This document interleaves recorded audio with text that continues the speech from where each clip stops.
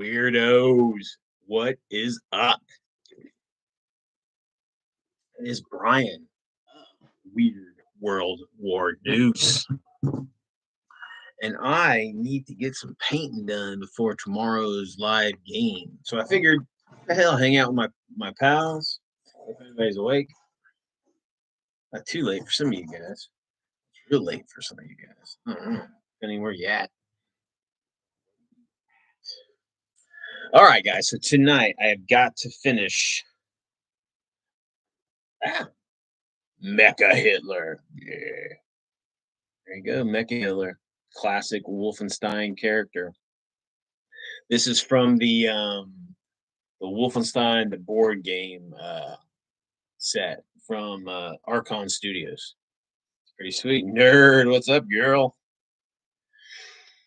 I gotta get some painting done. I gotta finish this Mecha Hitler before tomorrow. So I figured I'd jump in, get some last minute painting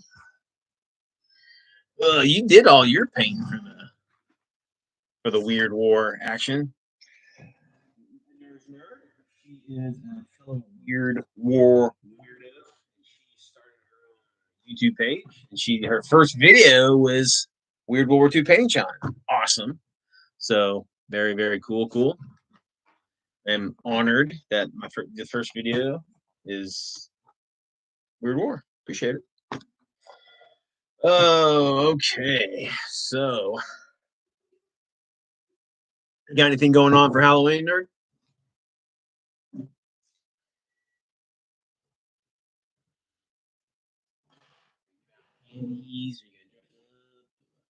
Something, maybe something. Oh, shit, I need to get my glass.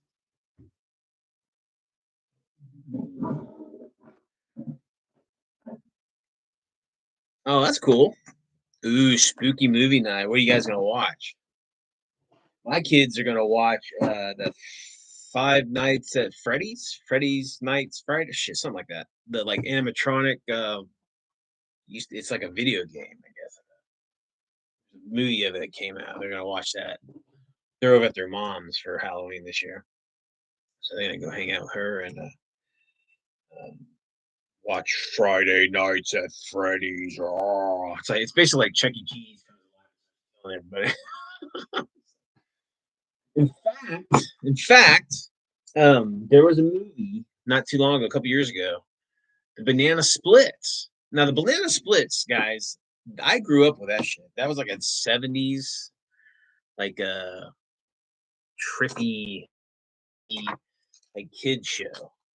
And they had like these weird, like characters, kind of like furry looking dudes or whatever.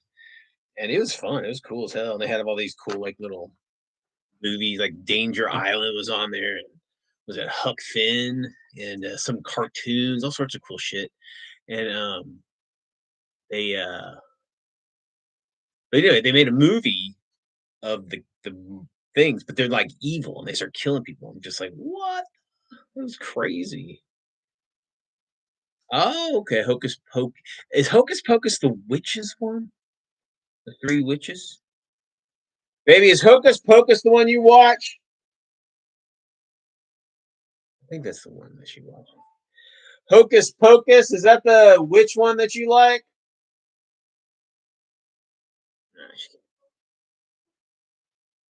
Hocus Pocus is the movie you like, right? The first one? Yeah. Mel's a big fan of the first one. She hated the second one. Don't watch the second one. She didn't like it. She's like, what? It's kind of like classic Hollywood nowadays, right? They just kind of re-envision the original story. And she was like, man, I mean, if they did like a prequel, like why the girls are so evil, why they're getting hung at the beginning of the first movie or some shit, that would have been cool. But it's again that weird Hollywood thinking that, oh, we'll just make the same movie but change it just a little bit. Hopefully, it won't change enough to screw up the formula and do everybody out. Yeah, it was. I don't know. I want to say she forced me to watch.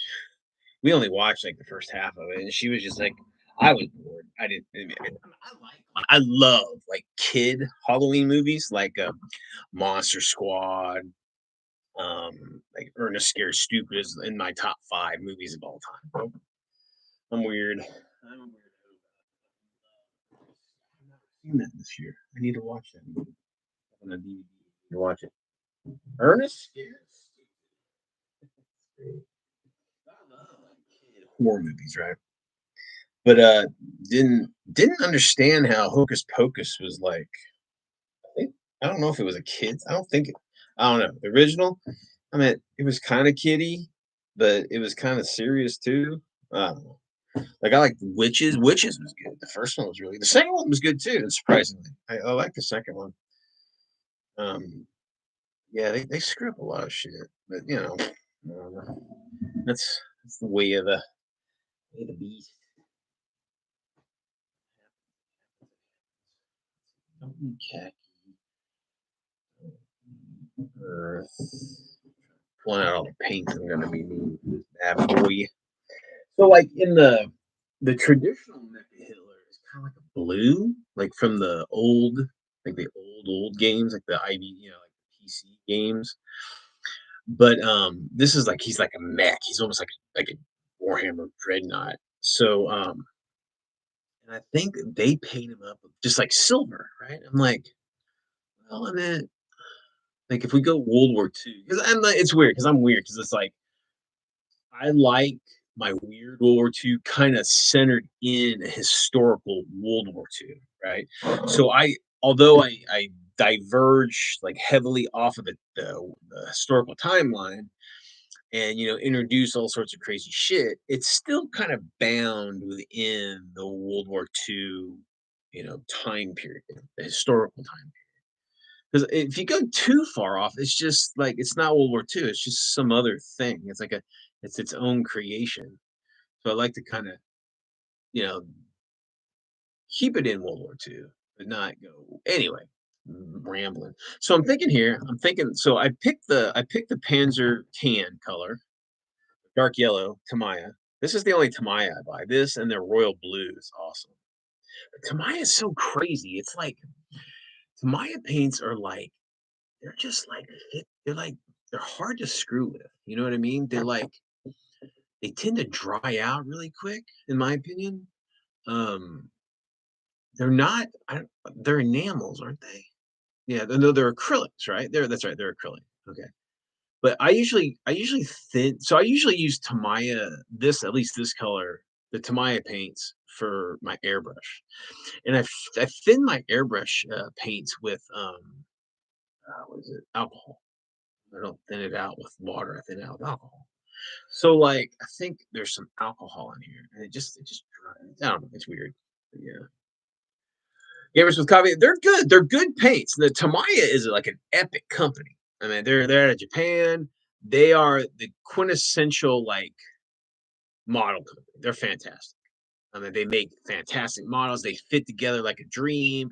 Their liquid cement is phenomenal. Everything they make is pretty badass. I mean, there's a couple, they get through that aren't, but normally they're fucking exceptional. But these paints are like you gotta just feel them out. You gotta mess with them, and once you get it down, they're fantastic. But they're kind of hard to find now. I mean, you got to get like a dedicated hobby shop, like a model shop, and there's not a lot of those out anymore. I mean, you can get them online, but it's so funny because like paints. Paints are one of those products that you buy at a store because the cost of just like if I just need a single bottle of fucking dark yellow Tamiya, right? I mean, I don't want to pay $5 for shipping and it costs $5. You know what I mean? So it's just like, paints are something that you want to purchase at the store because that shipping price thing is stupid. So I don't know. They're good, Bo. They're good. They're again, I use these mostly for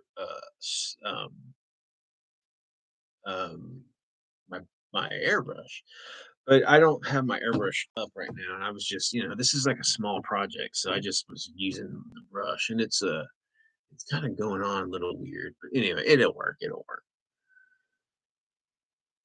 Oh yeah, you've talked about that MRS hobbies. We had there's no dedicated like hobby like model railroad slash, whatever, um, place around here anymore. There was one in Killeen, and it was obviously some retiree, probably some old military dude, and him and his buddies just sit up there all day, drinking coffee and talking shit. He had a bunch of model kits. It wasn't the most, honestly, it was a shitty model store because they didn't have a lot. But what was cool is you can just go up to him. And he's like the first thing you walk in, he's like, "Hey man, what's up? Look, if you need anything, let me know. I'll get it for you. You can get it the next day." So he was awesome. Like if he didn't have it, he kept a pretty stock paint selection. But if you didn't have it, he fucking just ordered it, and it'd come in the next day. You didn't pay any shipping. You just picked it up, the retail for whatever, and it was just like that's was awesome. So every time I just go in and pow, pow, pow, and do that. But yeah,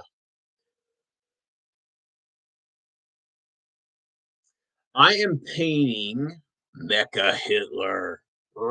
This is the classic Castle Wolfenstein Hitler. This is the more modern version. He's basically like a dreadnought for you 40K guys. So this is from the Wolfenstein board game by Archon Studios. So he's almost done. I just gotta do the details. But I got way off tangent here. But let me read what you guys are saying. I tell you, man, these big sausages they get in the way sometimes. But sometimes they work pretty good. Yeah. Oh shit. You know what? I would think Alaska would. Well, I'm sure everything up in Alaska is like a wasteland because there's just not a lot of people up there. But I would think hobbying up in Alaska would be popular because, you guys get snowed in and shit. And like, but I guess, it's just like anything. If you don't have constant customers, you're screwed. But I'd like to go up to Alaska. I used to watch, what is it? About talk about the weirdo, like the weirdos that live out in the woods. The shit, what was that? Had that crazy lady that had like a station on top of the world. She like rented out like aviation fuel and lodging or what. I can't remember what the hell it's called. That was a lot of fun. Though. Those are pretty cool. But those are pretty like radical people, like living off the grid. All you Alaskans are unique because you're up there for a reason. Unless you're born there, I guess you're kind of stuck, maybe. But people who go to Alaska, they got origin stories you gotta hear. Oh, you grew up in the bush? Okay. So you're like from there. Okay. So you were like born and bred there. Beard, weird, clothes. Yeah. You know, yeah. I mean, I could see where people want to get away from it because I guess unless you're working in like with oil or like the land management or like logging or something like that, like a rough fucking careers. There's probably not a lot of job opportunities up there. I mean, I guess you got the service out. Oh, in Toronto, I'm telling you guys, the traditional because man, I remember as a kid in the '80s, right when I got into this the first time. This was before, so I was probably like 12. I got in all this to like when I was like 10, right? So like I lived in Arlington, Texas, which is a suburb between Dallas and Fort Worth in Texas. And we had a couple cool model shops in there. There was this one, um, he was great. He would purposely put out his catalogs, like his distributor catalogs, right? On the table. So when you walked in, you saw this massive catalog of like shit. Like, what's this? He's like, I can order anything in there, my young lad. And I'm like looking through here, it's like, oh my God. It was like, the catalogs. Remember like Best back in the day, Best or like, Target or they'd have like the Christmas calendars, all the like 500 pages of toys or some shit. It was like that. It was just like you just order it because he didn't stock anything really. He did like the traditional HO and the what's the big scale? HO and the is it S scale is the big one. He had model kits, remote control cars and all, the traditional like hobby shop. But yeah, man, he would push everything. It's just like if you want anything in that thing, I can get it. And that's where I first got into like getting like micro armor and some of those micro armor like rule books. It was funny. It was just like the small, rule books, black and white. Just like fucking made it some dude's basement. Shadow, what's up? Oh, good, good, good. Yeah, I need to. So that's another thing. So tonight is the night to finish up your weird World War II painting challenge stuff, so we can all do it together. In fact, guys, I gotta get my glasses. I think they're in the other room. So I will be right back. Don't look. I'm not wearing pants, so I will save you the whole.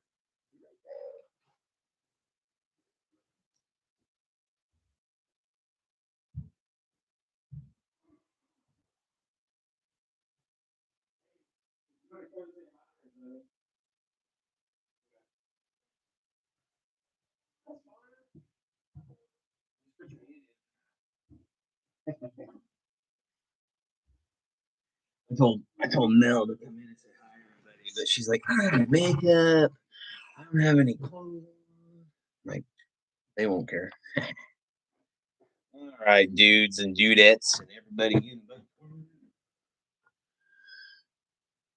All right, so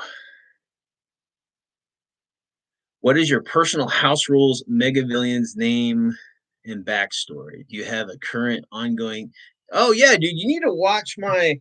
You haven't been watching my Weird War II campaign, dude. It's kind of installed. Mel's got burnout, guys. Like burn out. So I need to find. She's gonna. She promised she'd play me once a month. So she got burned out. She came into this like hardcore and fell in love with me, painted all my minis. Played with me like twice a week, kind of shit. She just got burned out. I need to buy some paints. I do. Are you talking to Brian? Or are you talking to me? Yeah. Okay, so my campaign going on. We're pretty early in it all. We're in 1937 China, right? So, okay, can you guys hear me now? Can you hear? Can you hear me? Can you hear me calling? Can you hear me? Anyway, showing my age right there. Yeah, this is my laptop. So it's like a directional one. So if it's not like pointed right at me, it's stupid. So let me move the laptop a little bit. So it's not to the side. Hopefully that'll be better. Yeah, it's just my for some reason the one I usually use didn't pick up this time. So anyway. But yeah, we're in 1937 China right now. We're pretty early in the war. Yeah, 37 China. We got the Japs and the Chinese are bashing each other to hell, and we've showed a couple Chinese superheroes. We had Mighty Noodle. No idea. Mel came up with that one. He's like he could shrink in size. He can be normal size and then shrink size, but he kept the same. He's a little super heat, like super powerful, but he's not like super tough. He's super strong. But he maintains that strength at his small scale, so he can sneak around and like punch a dude out by being really small. So, all right, man. Ashley, good to see you, man.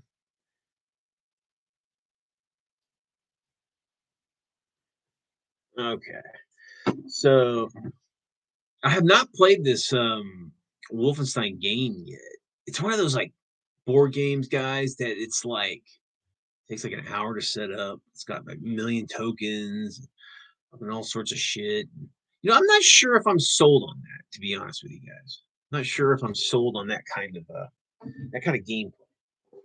Man, I love intricate, I love details, I love all that stuff. But setup, if it takes like 30 minutes, 45 minutes to set up a board game just to set it up, whoo, man, that's a long time. And they look pretty. That is a long. But again, I guess as you play, you get faster and whatnot, and you can set it up quicker or whatever. So But yeah, so to get back to your question, HS, is that Diver, what's up, dude? I guilted you, huh? Get over here and finish your shit. Um, yeah, I've got some special characters. I got one called the Blazing Skull. He found like he's like this staunch Nazi archaeologist guy, right? That found this medallion. It's like a swastika, but it's not like the Nazi swastika. It's like the, like the Hindu or whatever it is. Um, and it like he put it on and it infused him like the supernatural power, and it burned off his head, and he's basically a skull, like, but his skull burns so like hot, it's blue, like a blue. It's kind of like Ghost Rider, but it's instead of like fire, it's like blue fire, blue flames. And what happens is that he's able to infuse that kind of mystical power into anything that he does. So, like, if he has a gun and he shoots it, it's the bullets are infused with that kind of extra power for whatever reason. And he's like superhuman, he's super strong and resilient. And, but yeah, he's like a he's like something you go against, like with Cap is on the field, because Cap is like, so Captain America, guys, is like the peak of human perfection. He's not superhuman. He is the peak of human potential. Okay. So like, if you juice some guy up to his pinnacle or whatever, that, whatever. But Cap, that's what Cap is, the peak of human potential. But when Cap's on the field, he's a beast. And if you got heroes that are even stronger than Cap, like shit, like Namor is like damn fucking superhuman, and even have Superman on the field. I have Superman, but I use Superman's like his golden age abilities, not like not like the modern era where he's basically a god, but he's a little bit more stunted in the golden age stuff, so he's not as powerful, but he's still badass. But the blazing skull is kind of like or the flaming skull, excuse me, is kind of like something to go against him. I'm gonna be playing Wonder Woman this weekend. Right on, dude. Yeah, you're pretty good about responding to communications on Instagram. I think every time I've wrote to you on Instagram, you've replied. Your stardom hasn't corrupted you yet. It's so weird. It's like, I watch some of these like YouTube guys, and it's mostly like these pop culture guys, like Nerd Roddick. I don't know if you have ever seen this guy. He's pretty cool, dude. I like every once in a while I'll jump on his shit. I like his diatribes on everything. But it's like they have those super chats and people are just dumping cash. Like they'll have like him and his pals will get together and they'll do like like every Saturday or every Friday they have some sort of big event and they just talk about shit all night.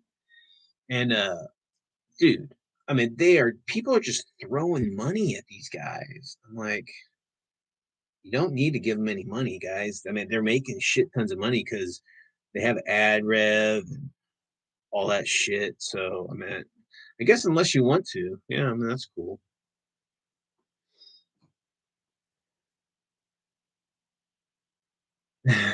Yeah. Okay. So like, back in the day, there were two rules you never broke in comic books. Okay. One was Bucky was always dead. Bucky would never come back. Okay, because that was a driving force of Cap to keep going on, right? And second is that Robin stays dead. Jason Todd, when he died, he stays dead. Okay, that's just something you don't change. Right? Well, when Epting and Brubaker did, when they brought back Bucky as Winter Soldier, I thought I was going to hate it, but that was actually a great story on how they brought Bucky back into the real world. I think they did a fantastic job.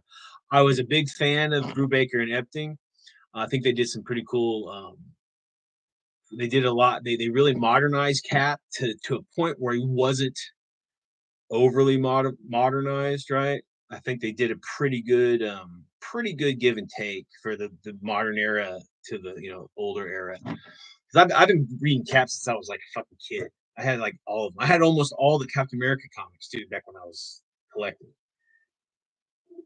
And I think they did a pretty good job. But I tell you, I walked away from comics after Civil War, guys. I know a lot of people, like, what? Civil War was awesome. And like, I'm like, okay, it was a great story, but they that was not Cap, dude. Cap would not have gone like rogue and start fighting Shield and fucking all that shit. He wouldn't. That's just not what he would have done. He would have fought it through the system. He's a fucking Boy Scout, guys. And what this is the thing about Cap. He's better than any of us. And it's not that he's uppity and he's morally better in being such a good person. He's just a great fucking person. Yeah, Buck, Cap took on Rick. Oh shit, what was his name? Rick something. There was a guy that used to hang out with the Hulk back in the 70s.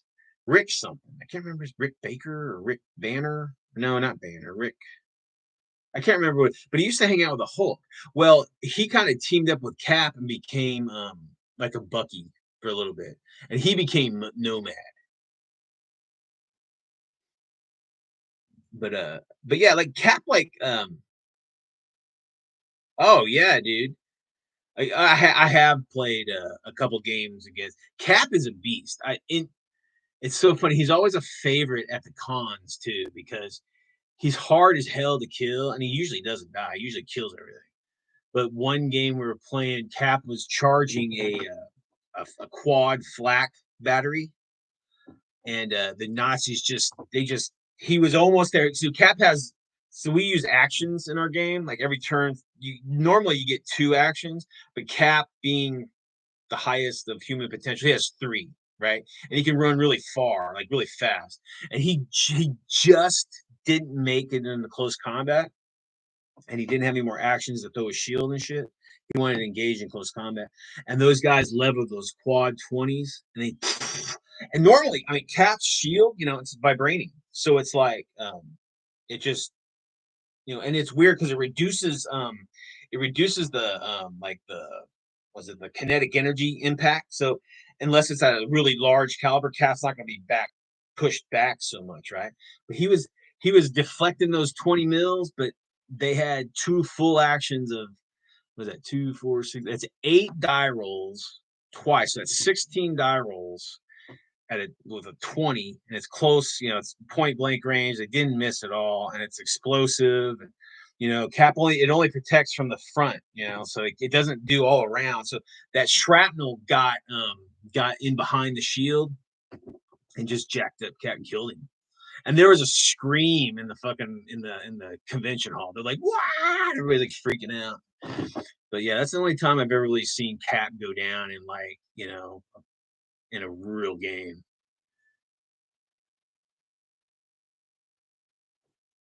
Yeah, what's up? Yeah, his exposed shins. It's true. Well, like in my rules, Cap, he's a little bit stronger, obviously, than a human, so he can take damage better. He's stronger and he's tougher. He wears that kind of like chainmail suit, and I came up with rules like it's fire resistant and has some ballistic, deflecting abilities or whatever. So you can't make him like, I try to make all my stuff realistic to like how the comics are.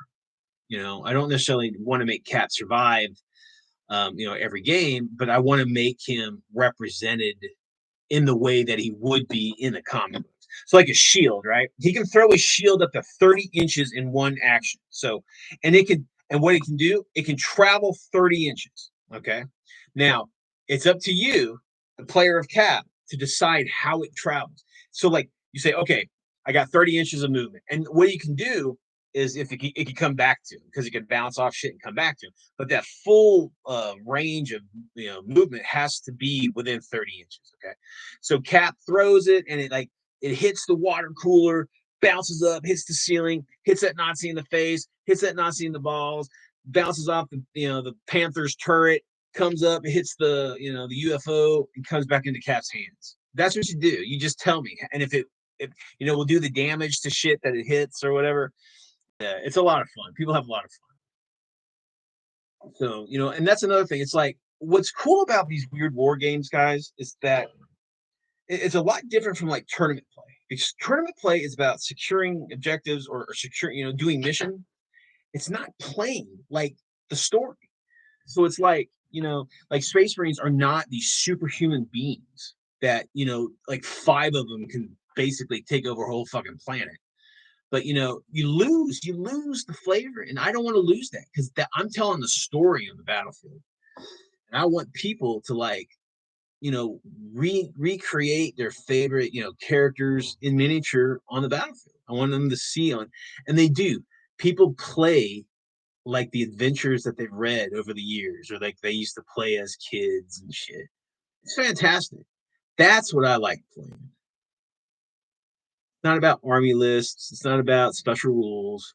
It's about the stories. And oh my god, I've had stories where just a regular GI. These people get excited. It's almost like a role playing game to a level too. It's just like we have these mechanics called skill checks and gut checks. So like if you want to like charge like a giant Nazi spider tank, you got this cluster bomb or some shit. First of all, you're gonna make a gut check to see if you have the balls to run towards it, right? And do something to it. And if you pass that, and it's modified, so if it's like super super dangerous, your gut check is going to be harder to do. And then if you pass it, you go out, you run out there, and you try to do whatever you're supposed to do. And it's just so much fun, man. So much fun. And you really the mechanics are so cool that it's so loose, man. You can I mean it's detailed, but it allows you to do anything you want. It's great.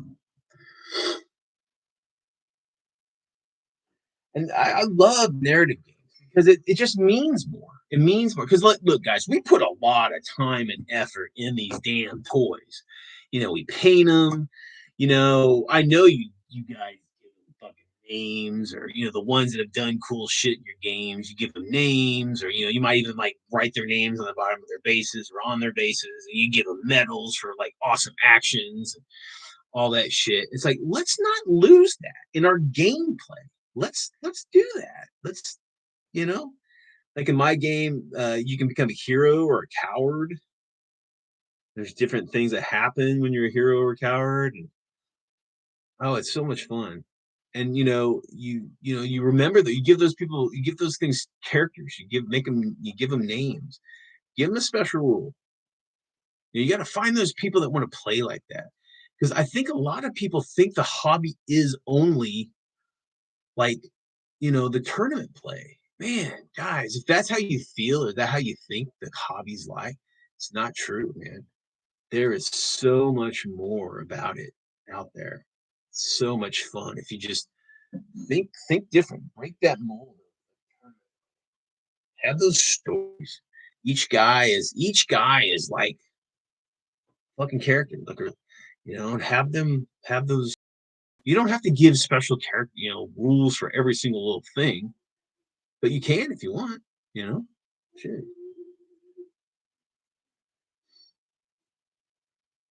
And like guys, I mean, I play like platoon level for the most part. Every guy is like unique, man.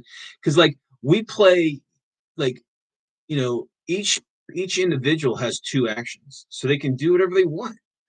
They can start digging on a foxhole. They can start wiring up some sort of booby trap. They can start laying down suppressive fire, plunging fire, readying a grenade. I mean, you can do anything you can think of. You can do. There's nothing that prevents you from doing anything that you don't want to do. You can do anything. That's what makes it fun. That's where the stories start coming. And then when those characters are rewarded on the tabletop for some cool action, like they become heroes or something. Oh man, then you start seeing these guys like they start acting like heroes on the battlefield. They start doing kick-ass stuff. The players start playing them like they're heroes and superheroes and Medal of Honor winners and shit. It's great.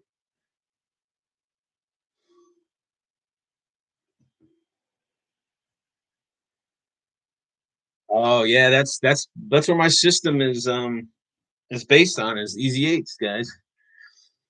It's so funny. Easy Eight was the first 28 millimeter World War II war game out there that I ever knew of, and they were fantastic.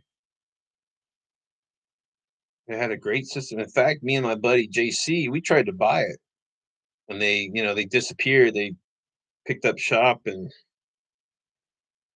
vanished. And me and JC, we tried to procure it at one point. We just couldn't get a hold of them. And when we did, the ones that we did get a hold of, they didn't have any interest in doing. I don't know. They just wanted it dead for whatever reason. It's a shame. It's a great system. But I'm keeping most of it alive with mine's a heavily modified version of Battleground. That's the core mechanics is the Battleground World War II system. Great system. Yeah, it was like what, late '90s, I think, when it was out. Hell, some of you guys weren't even born, or nah, you're probably born, maybe kids or something like that.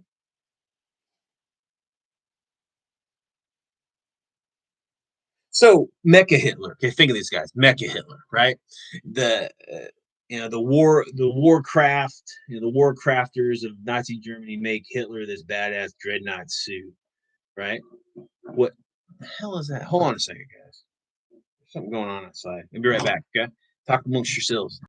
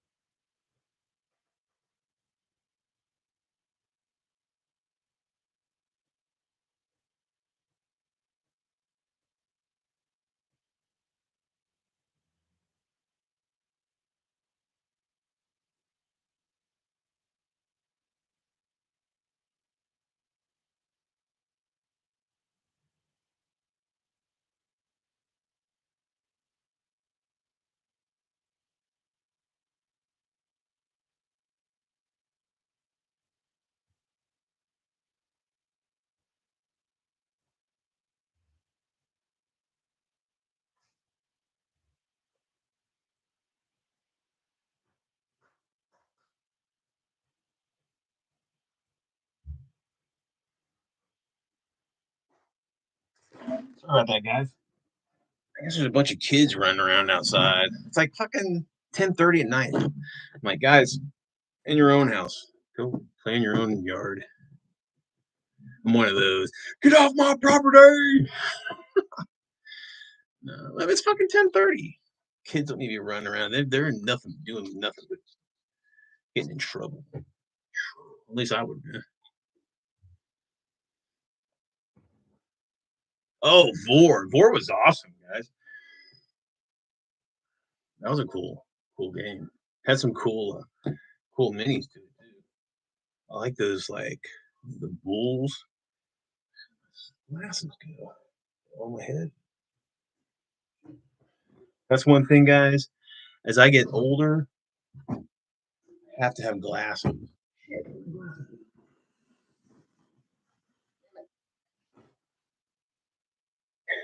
Let me go find my glasses. Damn it.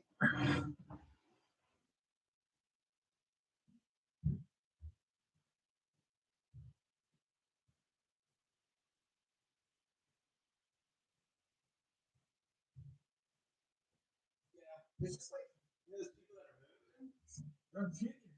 They're down the street. Maybe they're moving in. Ugh, there we go. I found my peepers. I was a big fan of the like the Capitals and the Bajas and you guys know what I'm talking about. You shout, you know what I'm talking about. Warzone. That's it. Warzone. Good job, GM. Yeah, Warzone has some. The first edition was epic. Like all remember the box set that came in those like old, like kind of like the old, Ralph Partha kind of like boxes or like 10 dudes in a box kind of thing. Those were awesome.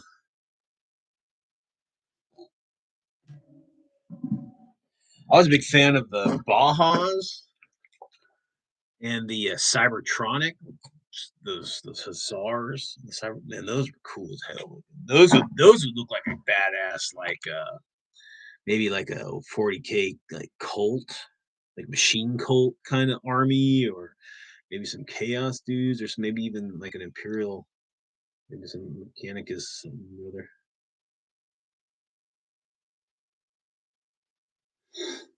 They had some cool stuff.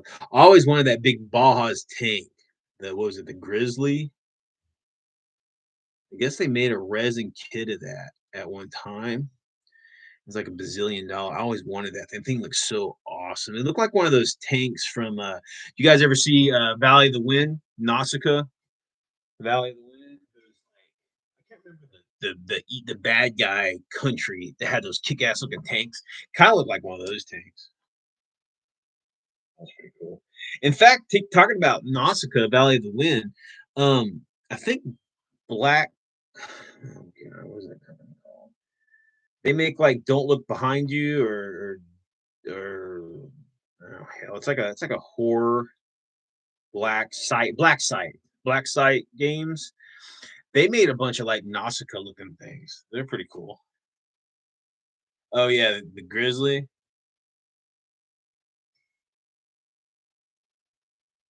Oh man, I always wanted one of those, dude. Now I didn't like the newer War Zone stuff. Like they came out with like a third edition or something, and it was like it wasn't it didn't seem like it was like a war game anymore. It was almost kind of like a felt like a board game or something.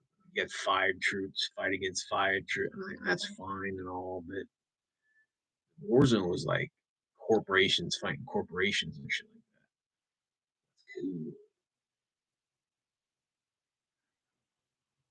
650. Woo! I bet you, nerd, out in your travels when you travel the interwebs, on your STL stuff, look for a Warzone Grizzly. I bet you there's some STL out there of a Grizzly you can print up nowadays. You can get one for 500 bucks. Warzone. Yeah, whatever they came out with another box set of them, and it was just like it wasn't too long ago. It was maybe like 6 years ago, maybe 5 years ago.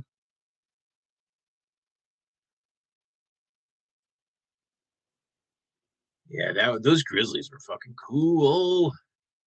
They didn't do a lot of vehicles though. The Warzone game didn't have a lot of vehicles, and the vehicles that they did have are kind of, except for that Grizzly, the vehicles are kind of silly.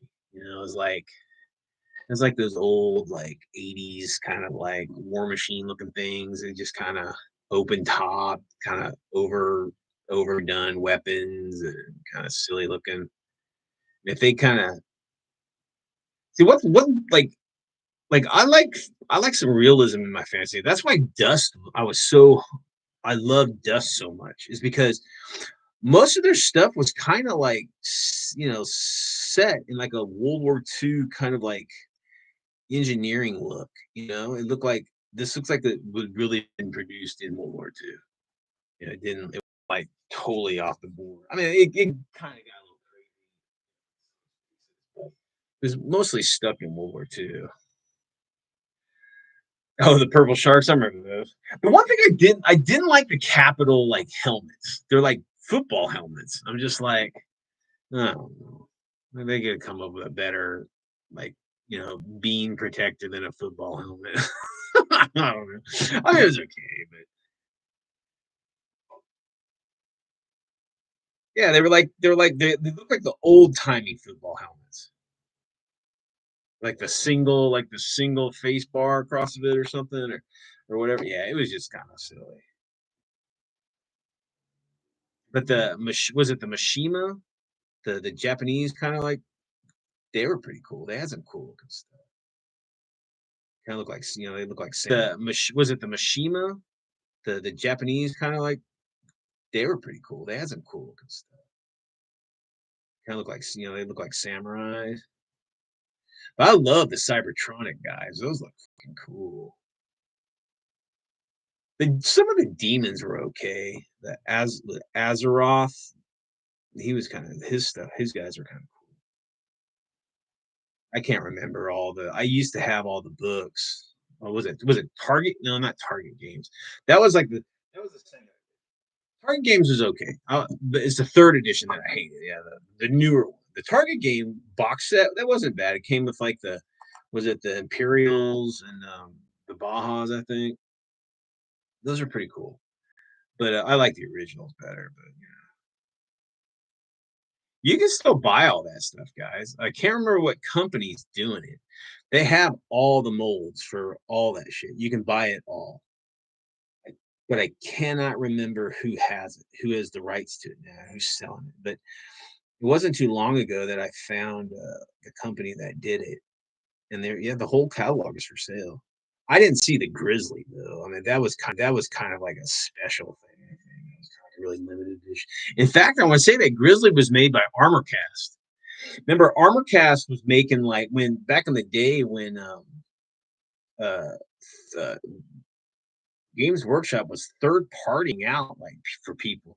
Like so people were making Reavers and Warhounds and fucking termites and all sorts of shit, Tyranid bioconstruct models and shit.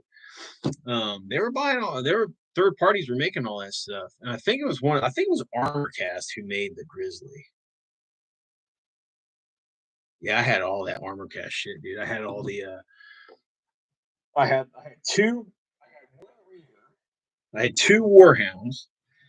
I had a Phantom, two Revenant. Was it Revenants? The those Scout Eldar Walkers. I had two of those. I had a Baneblade, a Shadow Sword. I had a couple drop pods.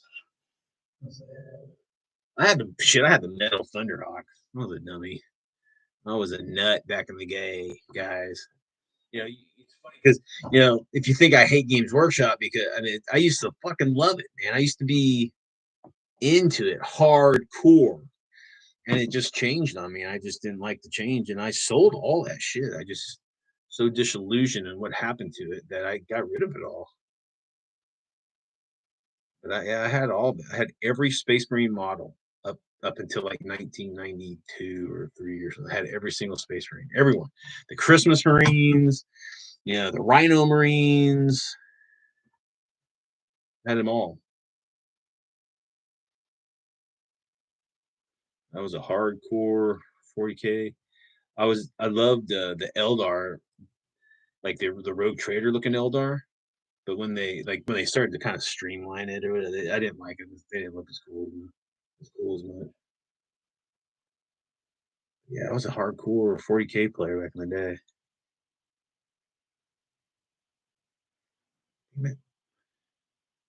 This this this plastic is weird.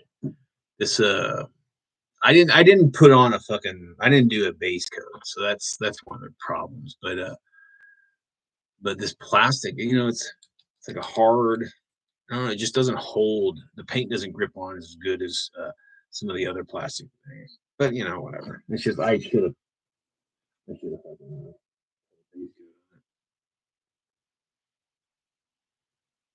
I'll base coat the rest of the Archon Studio stuff because if this is what their plastic is like, I'll need to do that.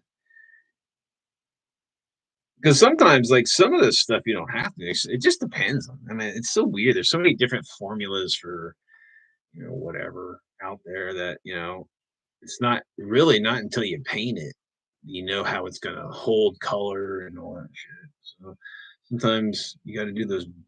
I don't do do-overs, guys. I do not redo. I do not repaint shit. Do not do that because it's hard. It's a moral defeat if I have to repaint something. So I'll just deal with it. I'll just paint it over and I just won't repaint it. I'll just touch it up or make it dirty or make it battle damaged or whatever I need to do to. I do not repaint models. It's too depressing.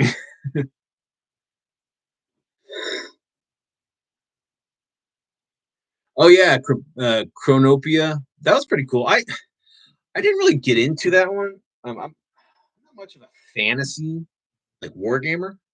I like fantasy role playing, but I'm not much of a fantasy wargamer. But I remember those like there was another game called Cryomech. I want to say who the fuck like I can't remember who did Cryomech, but Cryomech was fucking cool. They had these like Tyranid looking things, the Cryomech, I think, but they had this huge line of these resin and metal like walkers and these little vehicles and stuff. Man, we used a lot of Cryomech stuff as proxies for our Warhammer. You know, like I had a friend that was a big squat player, right? And of course, GW didn't make shit for the squats. The only thing they made were like buggies, like bikes, like vehicle wise, were bikes that were like squat looking, right? And then but this Cryomech, their vehicles, they're little vehicles. They're kind of squat looking, and they made great like squat proxies.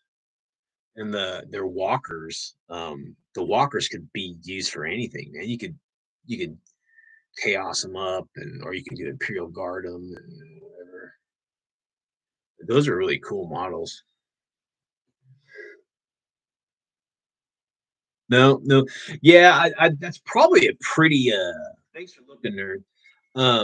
It's probably pretty obscure, like shit. To be honest with you, unless you were back in the, doing that game back in the day, you probably didn't even know it existed.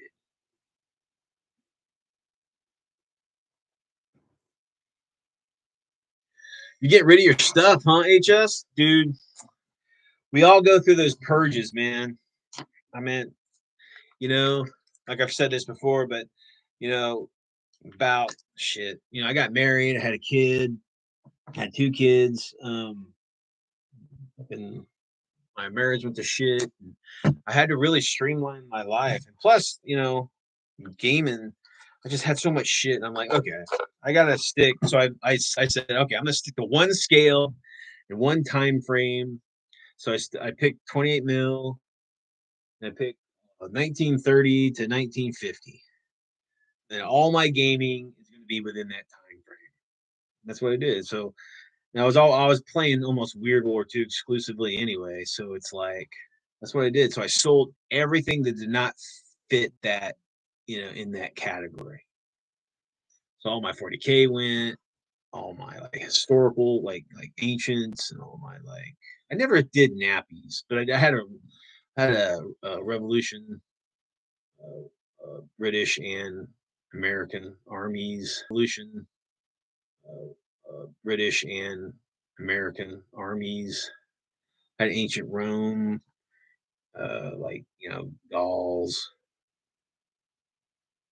But yeah, I got rid of it all. I couldn't. I had too much shit, and I just wasn't playing with it all. Just, and I'll be honest with you guys, that selling that shit got me through some tough times. It was pretty after my divorce. It was just me and the kids, and it was a tough time. And selling all that stuff and selling off all my comics and my arcade games and all that shit, that got me through that time. It's just stuff, man. Always buy it again if you have to.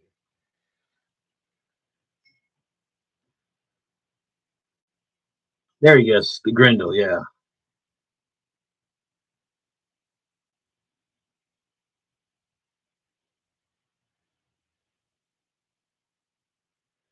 Yeah, I mean, oh yeah, Napoleonics. My God, yeah, man. I don't get you nappy players that are playing 28 millimeter. My God, you guys are. I don't. You must be rich. Because if you're fielding block armies at 28 mil, oh my God, that is a chunk of change. That is a lot of cash money. I mean, we played 15s, and hell, I didn't play, but I knew guys that played 10 mil nappy. And but yeah, ooh, anybody playing ancients at 28 millimeter, you guys are crazy.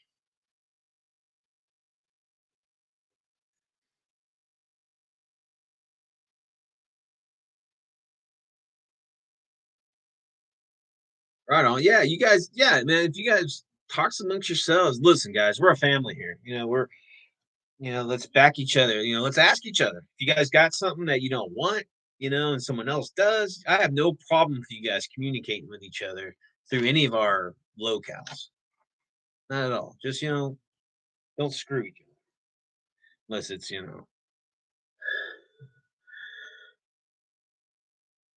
consenting.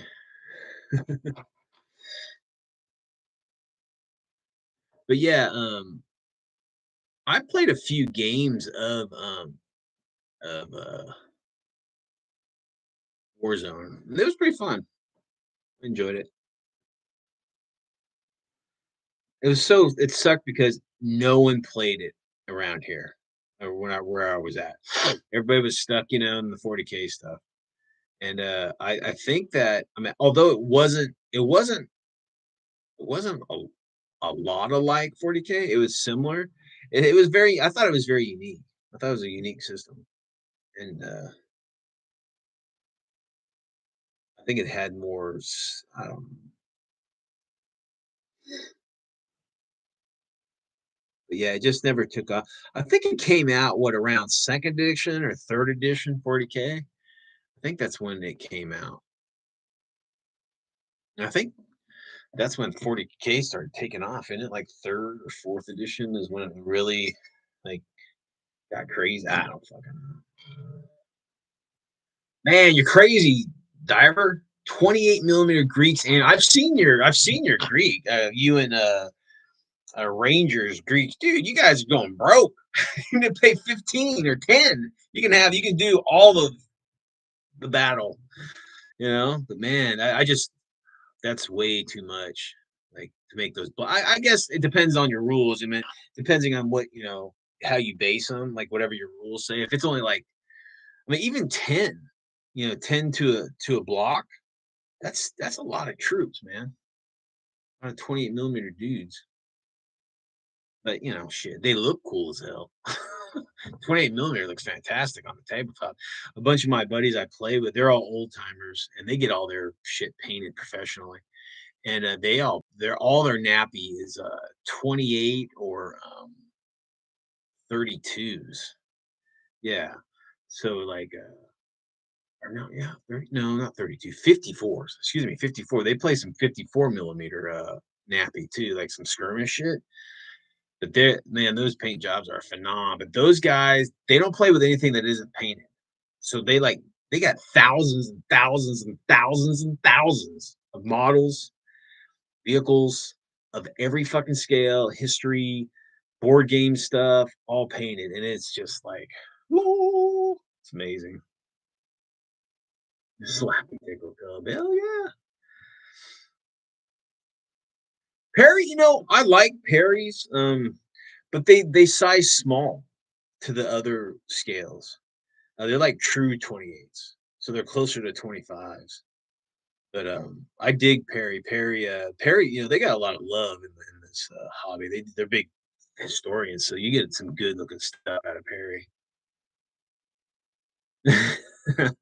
All you hooligans, huh? Yeah, 15s, man. I couldn't go any bigger than that because it's just too expensive. It's true. And now, Diver, you come okay. So me and you think a little divergent on this, and that's perfectly fine. And it's true. I mean, this is not like this is almost like a luxury hobby. But there was a time when it wasn't like that, Diver, and that's the time when I was in it, when I started it. It wasn't like that. It wasn't these massive prices. I mean, it wasn't cheap, cheap, but it was honestly, I've never been a rich guy. It's I've learned a lot of things in my life. I've done a lot of things in my life, but the one thing I've never learned is how to make fucking money. So I've always been pretty, you know, tight on the belt when it comes to spending money. So like, I made every penny count. And there was a time where you could field armies, relatively, at a relative good price. But now it's just outrageous. It's out. There's no reason for these prices to be the way they are. There isn't. And to say that this is a luxury hobby, there's no reason for it to be a luxury hobby other than corporations want to make money. And that's what they do. I'm a capitalist. I believe in that shit too. But I mean, it doesn't have to be this expensive. I really don't believe that. Yeah, maybe they were 40s. Maybe they weren't 54s. I think they might have been 40s because they seem smaller than 135.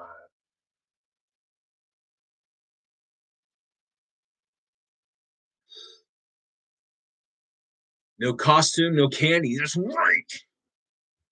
Well, I mean, I'm a gaming whore, so I want to play. So like if I'm up against somebody that doesn't have a painted army, I would rather have it painted, but I don't really care.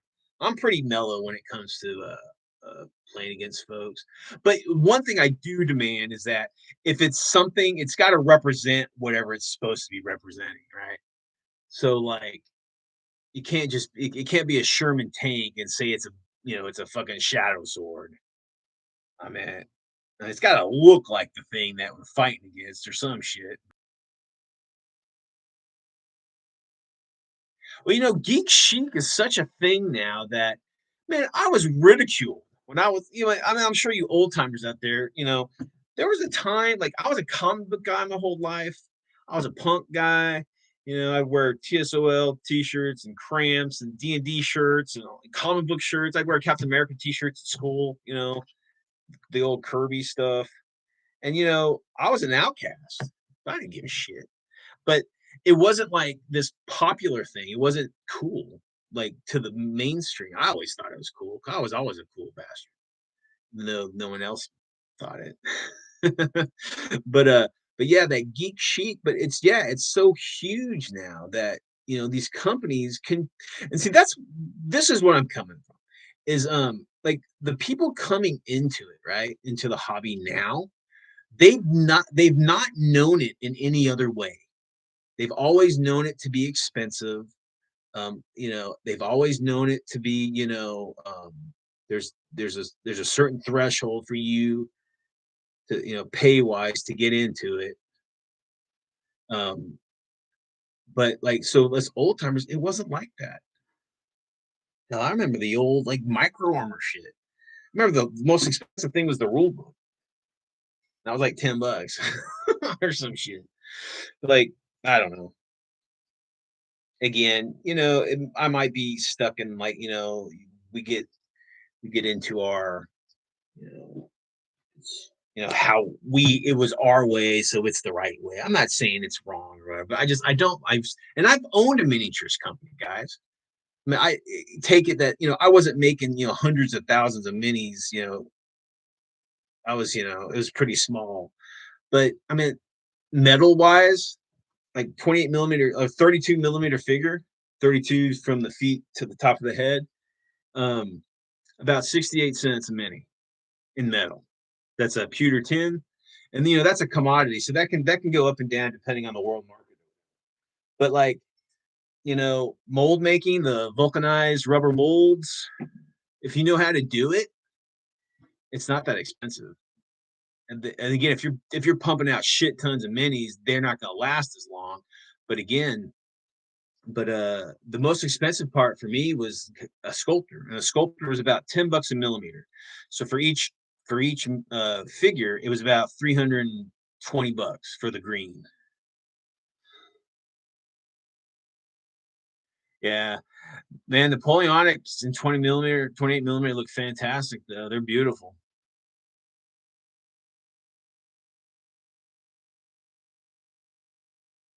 Oh, he was in TSOL? No shit. Who was it? Oh, I fucking love TSOL. Jack, man, Jack Grisham is a character, dude. He's got a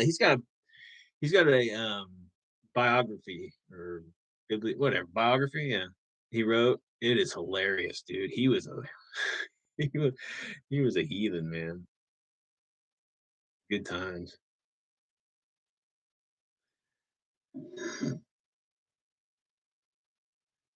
Cold Blue is the perfect. Tomorrow is perfect time for that. Cold Blue. I put that on some of my on some of my videos. I like when what was it? It wasn't when Jack was cleaning up. Who was it? Was it John or they took over? They kind of became a little metal in the late 80s, early 90s. I love that shit.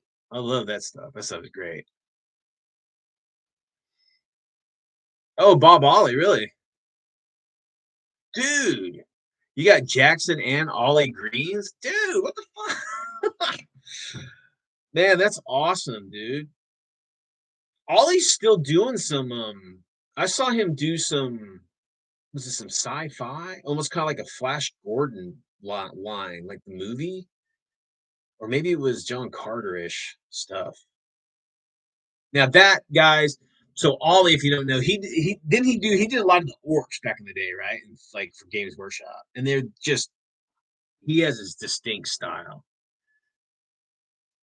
They're great. And Jackson, that's cool too. 100 original greens. Damn, dude. What were they? What kind of minis were they? You can't say it? Oh, okay. Yeah, that there's many a stories that turned to shit from hanging out with that band.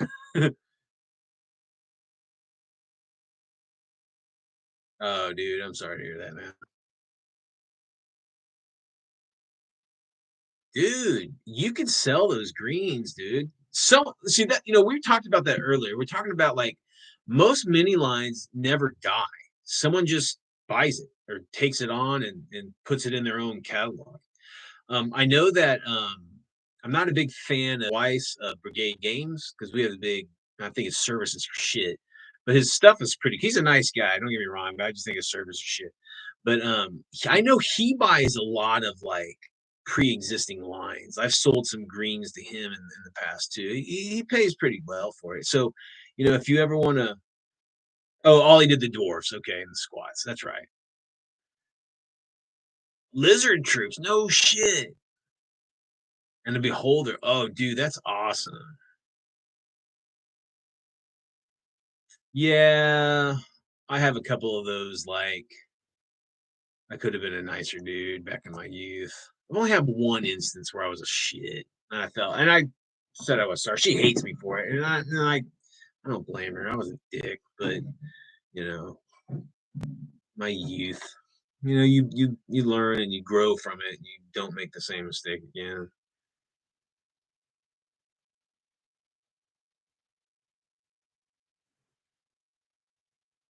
Oh yeah, Oh, you bought them? No shit. Mega Miniatures has some great shit. They had a lot of cool generic like animals and like shit like that. Like you can use for any kind of game. They had like generics. They had a bunch of cool generics. I remember they didn't last long though. Mini miniatures. Oh, Star Mogul, dude.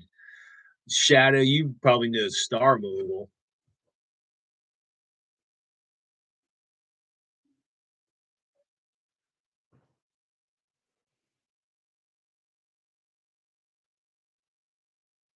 Yeah, I mean, man, I don't know what it's going to be like now. Because this is the last generation for physical like companies producing minis.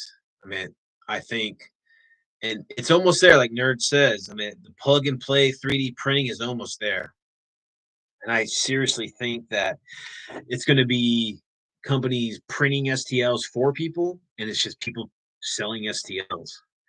I don't see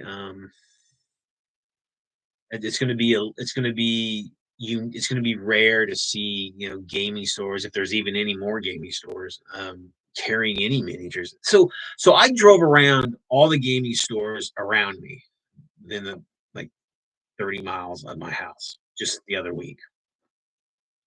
I went to like 5 different places. And the only things they had were, Reaper was like almost non-existent. There's one store that carried Reaper. Um, and then everybody else was carrying that cheap like D&D stuff, and yeah, like the cheap D&D stuff. And like, 40K and that kind of shit. That was it. That was fucking it. Um, and even those catalogs were fucking bare. And I'm just like, and the cards are still kicking, the cards are still around. I don't see people playing cards in the shops anymore. I don't see anybody playing it. I mean, there's just one place in our area that has a pretty decent game room, and like the miniature players will go play there on like Saturdays and Sundays. But that's it. I don't see them buying anything from these guys. But I don't know, man. It sucks.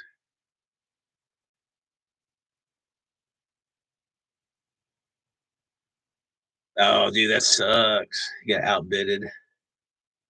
That's cool. That's cool, HS, that you're kind of in the biz, or wanting to get into the biz. It's fun, dude. It's fun having, I probably, my catalog was probably maybe 30 different minis. Um, but it was awesome. And I just sold it. I sold it through the, because I did some trademarked shit. I did the Captain America set, and I did like Red Skull and Superman and Wonder Woman, and Golden Age stuff for those. So I had to keep it on the down low. Um, but it's so strange. So when I sold my company, I sold it to one of my buddies. Didn't do a fucking thing with it. Didn't do it. There's not a year that goes by that I don't have people contacting me and say, "Hey, how can I get that Captain America set?" I'm like, dude, I don't have anything. I don't even have any, like, I have that one set that's painted. That's my mini. Um, and I redirected him to the guy that, nothing. I don't know what happened.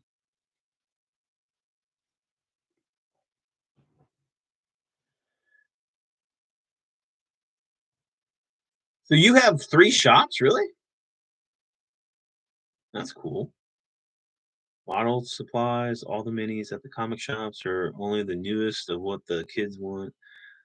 See, I think if you want, oh, dude, yes, I would love to get a hold of Easy Eight's original Battleground minis. I had them all, dude. I don't know why. So like when James started Victory Force, right? Um, I pretty much just replaced all my Battleground stuff with the Victory Force stuff, and I kicked myself in the head for doing that. But I had them all. I had fucking platoons of Soviets, Germans, and Americans. Um, those are some great minis. But Sire Games or Sire Hobbies had them for a while, but they're no more. And there was another one. God, what were they called? I can't remember what that company was called. They were selling the Battleground stuff, but I think they're off the grid too. That was a great line of minis.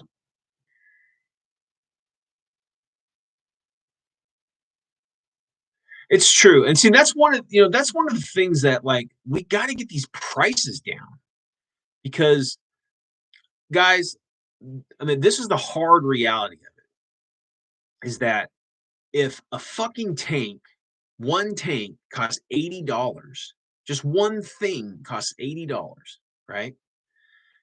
And you got to paint it, build it, and all that bullshit. You can buy a fucking video game for something less than that and play constantly across the world with billions of people talking to them, going on these. So, you have that social interaction online. And this is the thing about the kids of today. That's how they fucking grew up. It's not like us, because I mean, us older players, we want the physical social reaction between you and your opponent or the people around you or whatever. We want that because that was our social interaction for this hobby. But it's not like that for the kids now. The social interaction for their hobby is online. It's talking on their phones or seeing, their faces on video and shit. So unless we get these prices down, no one's gonna fucking buy it except the people who are already in it.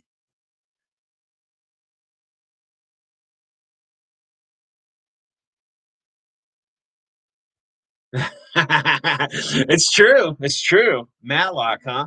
I'm more of a Hogan's Hero kind of guy, to be honest with you, or Murder She Wrote. I wasn't much of a Matlock fan.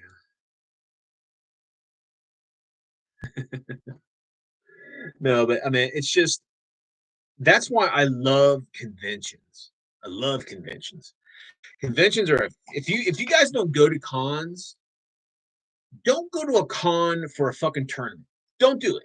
Don't, because you are missing out on so much. Go to a con with for no tournament and sit in on games you have never played, or people who are hosting games. Oh my god, dude! Depending on the con, like the con that Millennium Con down here in Texas is fantastic. You got guys doing, Avalon Hill games from the fucking 70s up to, folks doing like whatever came out last week. So it's everything. And you are like exposed to like, you know, 70-year-old gamers and like brand new gamers. It's phenomenal. And I usually host a couple games so I can get in for free. And then the rest of the week, I checking out all these games and just enjoying these games and not having to throw down money for a Kickstarter or throw down money on a big, board game, 100 something bucks for a board game, not knowing if it's any fucking good. But yeah, oh man, cons are fantastic. Get into the con circuit, guys. Again, don't do tournaments. That sucks up a whole day. You usually burned out. But man, go to cons and play games that you haven't ever played and play those games that you haven't played in a long time. It's so much fun. And you interact with a whole new group of folks, man. And then next thing you know, you make those connections. You got gaming buddies that you're gaming with every weekend. It's a blast.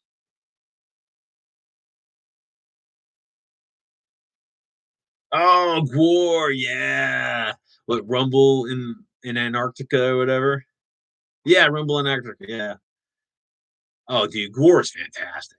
That's one band I never saw live. I've seen hundreds of shows live. I never got to Gwar. I remember they came to Dallas. They were in Deep Ellum, and I was roading for a band just like 3 clubs down, dude. And I just couldn't get away to go in there. I could have gone in for free. I just couldn't get away. I got stuck at that fucking show, and I missed out on War, dude. I would have loved to have seen War, with the original crew. They're good, dude. They're fantastic. There's some great folks, dude. If you ever seen them interviewed and stuff, oh man, they're great.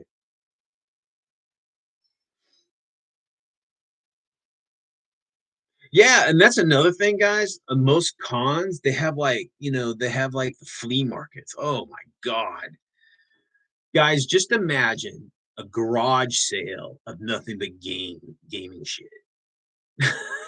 It's like, oh, it is just like heaven. And I remember the last con, some guy had a big tote of like hundreds and hundreds of minis just all thrown in there, right? I spent 2 hours meticulously looking at every single mini in that box.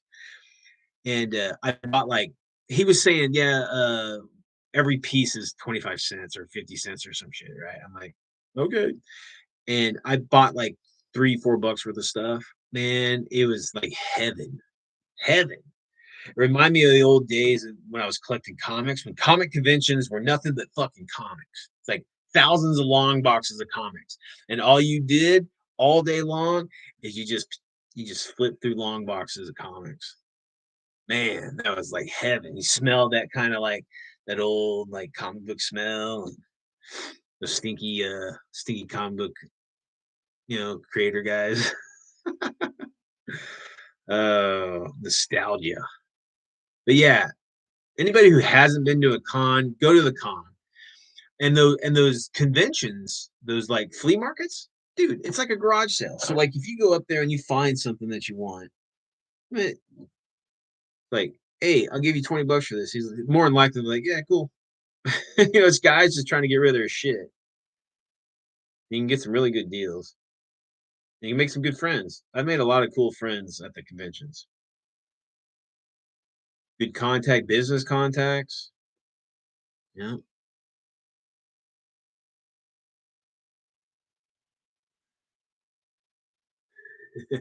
this this mini the Hitler's face even has his little like his little curl. That's great.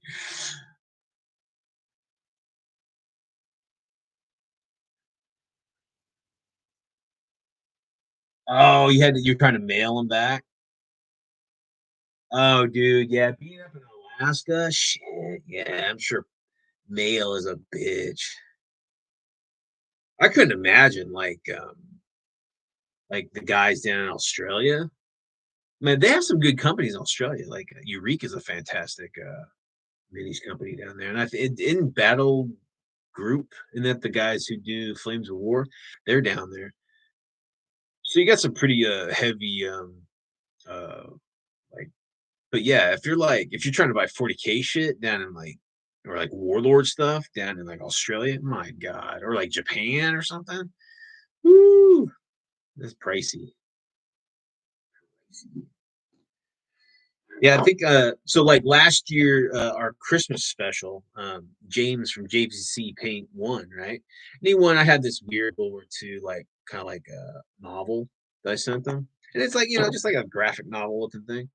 Dude, that was like 20, that was like 30 bucks to send a book to Japan. I'm like, but it's funny because Sweet Victory is I actually won. He had a contest for uh just recently on his channel. And I won it.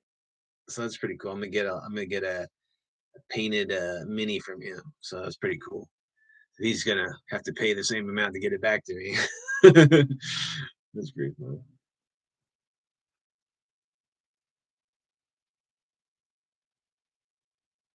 Then remember they came out with that like Wargaming the movie, right? Came out. That was so stupid. I did not like that at all.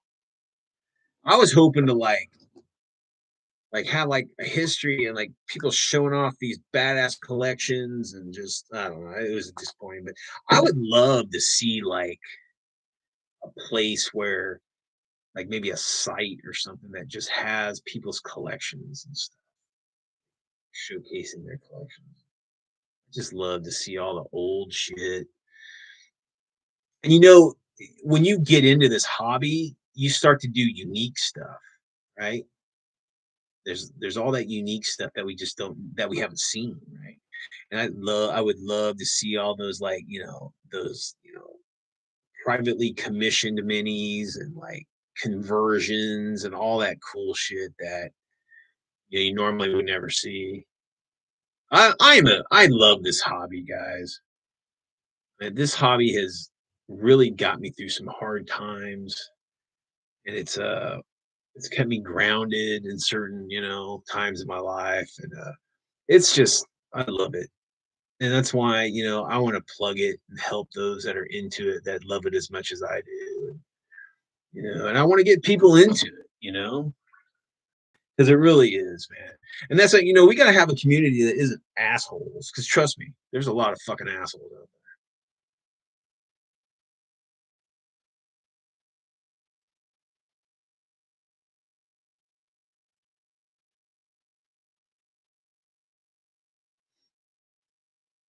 And that's just kind of my take on this hobby is I want folks to experience it. And I guarantee a lot of them are just gonna fucking fall in love with it.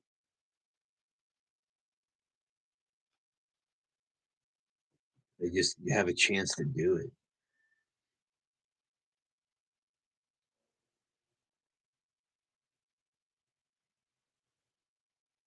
But as Holy Diver says, this is becoming a luxury hobby. It's getting to the point where you have to have money to play this stuff, and it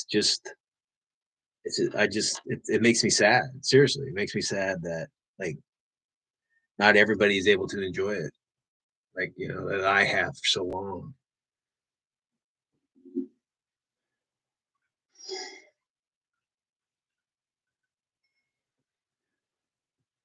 Yeah,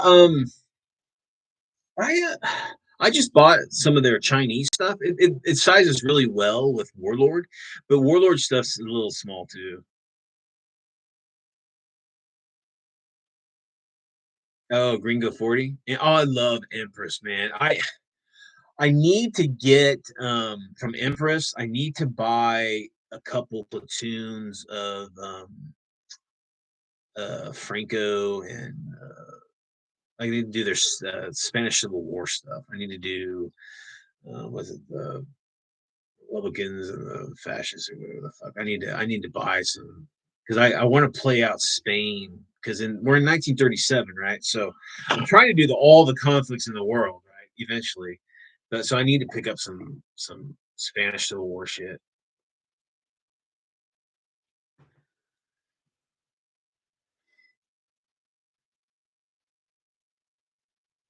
I am. I'm painting Mecha Hitler here. He's coming along slowly. I could be painting more. I'm having fun talking to you, chuckleheads.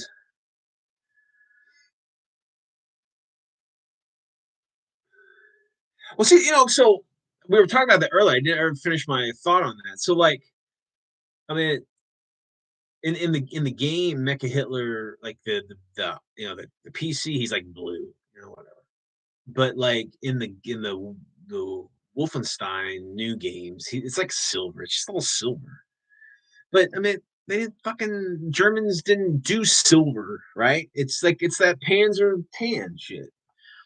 Or it's like, yeah, it's Panzer tan. If it's early war, it'd be Panzer gray, and if it's later war, it's the Panzer tan. And then you can do like, whatever the fucking the ambush tone on it. But I mean, it's Hitler. He's not going to be in an ambush camo job.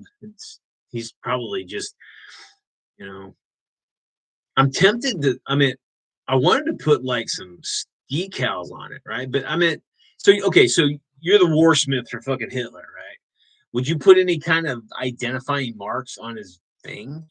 I mean, then everybody will know that's Hitler doing his thing, or whatever. Why would you? Why would there be any kind of markings on it? I don't know. I don't know. Go freak.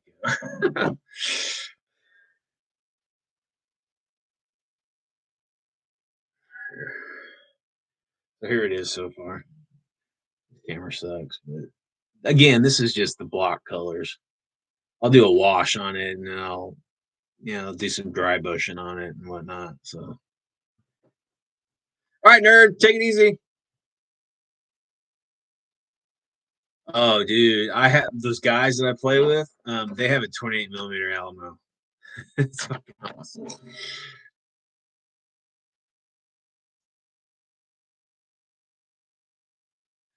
I mean, I don't know. I just figured the tan would be more realistic and like it's at the factory. They made Hitler's thing. They just spray painted the normal color. I don't even know if it's Hitler's thing. Like it's his. Like maybe it's just a model of that he's in or some shit. I'm not exactly sure of the story. But yeah,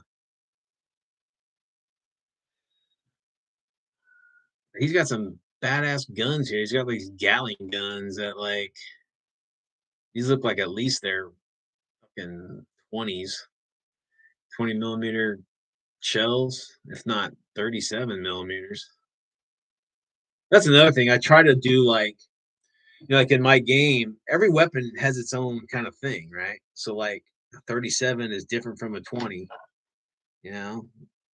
And we have in my game, like tanks and shit, they can choose what kind of rounds they want to use, AP, HE, APCR, cluster or canister, you know. So I try to do like historical, like the Soviets, they had like their HE blew bigger. They had like a their HE rounds were filled with a little bit more uh explosive and it caused more shrapnel. So I make my HE shells a little bit bigger for the Soviets. And then like certain, certain guns don't have, HE, all AP, or they only have HE, or whatever the fuck. So it's just like, you can put that real. It doesn't take much to put a little realism into the game without slowing it down. APCR stuff is like, rare, the tungsten rounds and shit like that. So, do you know why Santa Anna brought 10,000 Mexicans to the Alamo? Why?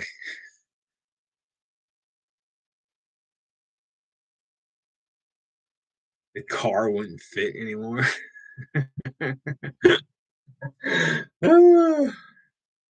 Is that the answer, Bo?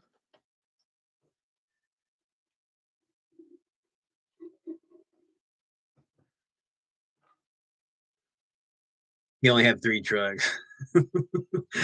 Oh man, I live in Texas, and you guys are not lying.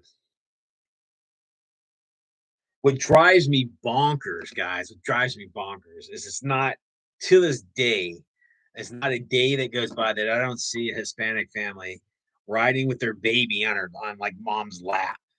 Just like, no, what's wrong with you?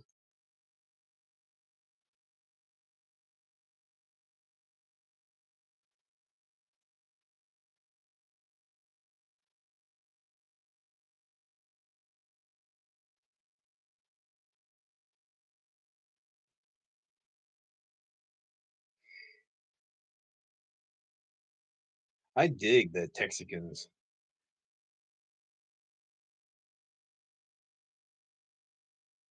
I haven't had any, never had any problems with Hispanics that I've interacted with and the people that live around me and all that.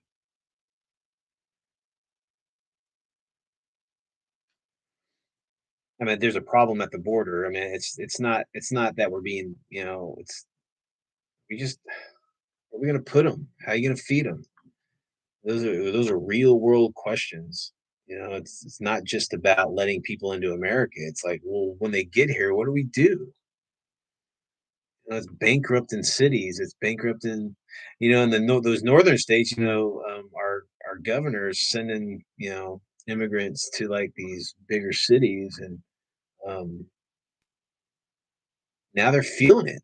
I mean, we've been there's no easy answer, guys. I mean, you can just close the border, yeah, sure, but still gonna get in. Just come through a different way. I don't know. It's a mess.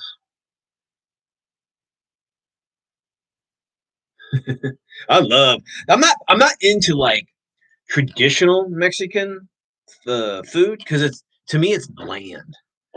But like Tex-Mex, oh my god, that's the ball. Like Americanized Mexican food. Like I remember I had a buddy. His mom was from Mexico, and whenever I spent the night, they would, they were making. Like, she only made like Mexican dishes, and I was like, "What is this?" It's like, "Oh, that's like pig intestines or cow tongue." I'm like, "Dude, you're killing me." It wasn't bad, really salty, but it's like when you first you're like, "Do I want to try that?" Not a fan of it, but there's a lot of dishes I'm not a fan of.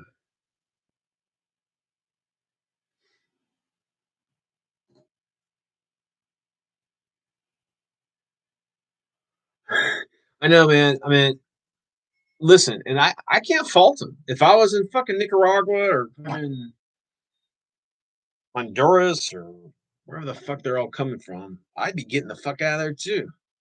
And you can't do the whole like the EU thing with like North Africa. I mean, the EU is like paying like Tunisia or whatever to say to keep their people from making that trip to the EU because they don't want to. That's not working either. You can't pay people to keep people from. I don't know. I don't know. There's not a fucking easy solution, man. That isn't, just a hard bitter pill to swallow. And it's coming, man. There's gonna be a point where it's gotten that bad where something drastic is gonna have to happen. And I it's not my sick is gonna have to happen. And it's not my pay grade to make that call. But I see it daily. I see I see, I used to be in construction, man. I've seen the amigos get taken advantage of, like bad, knowing that they don't really have any representation because they're illegal, and these contractors fuck them over, and like it's not right.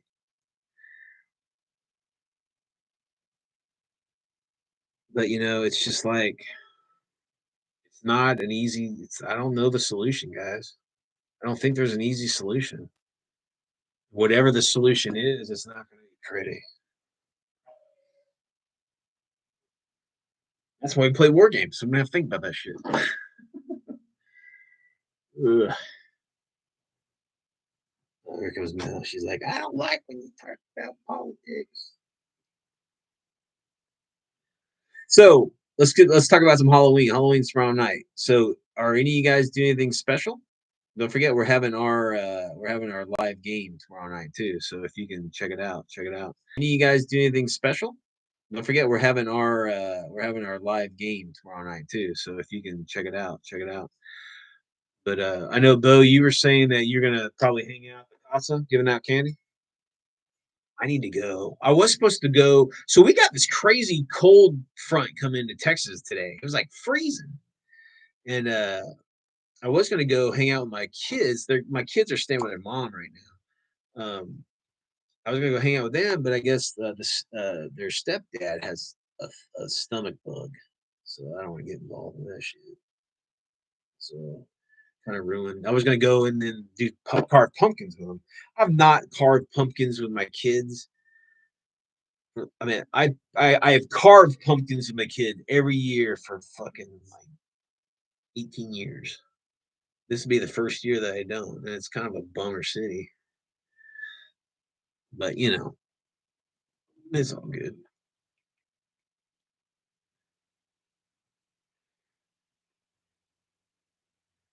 Weird War, Day of the Dead, Day of the Dead, like the movie, like in a mall. Day of the Dead. Oh, like Day of the Dead. That's the underground, like military base, right? Yeah, it's Central Time, dude. It's 6 p.m. Central Time. So whatever what is Alaska? Is that Pacific or is that its own thing? Is it like Alaska time? I don't even what's are you is Alaska and Hawaii on the same because you guys are both out that way. I don't even know, to be honest with you, what time zone Alaska is in. I'd assume it's oh yeah, so yeah, the first.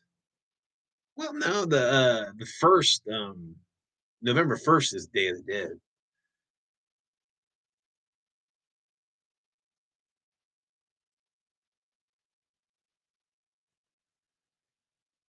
So it's Alaska Standard Time. Okay. You guys are so special. You got your own time zone.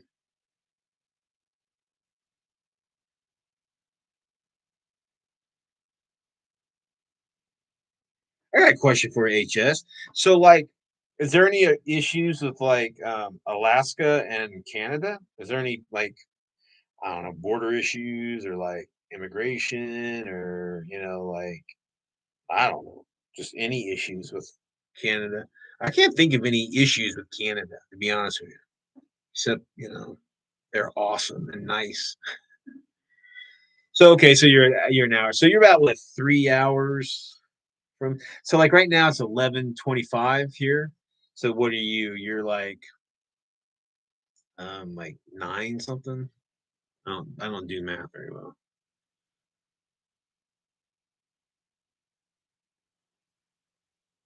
They put a bunch of skulls on this base. It's like Why? Why are there fucking skulls on here? It's so stupid.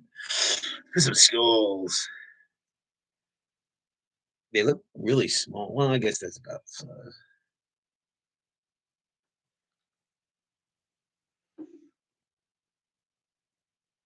Disputed border? Joe, what's up, dude?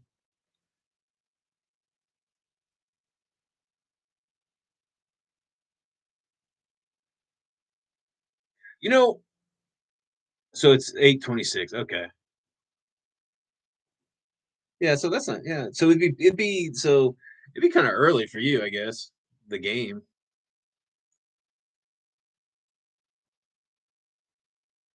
Um yeah, I know Alaska has some pretty interesting laws like you can't fly in a plane and hunt in the same day or some weird shit like that.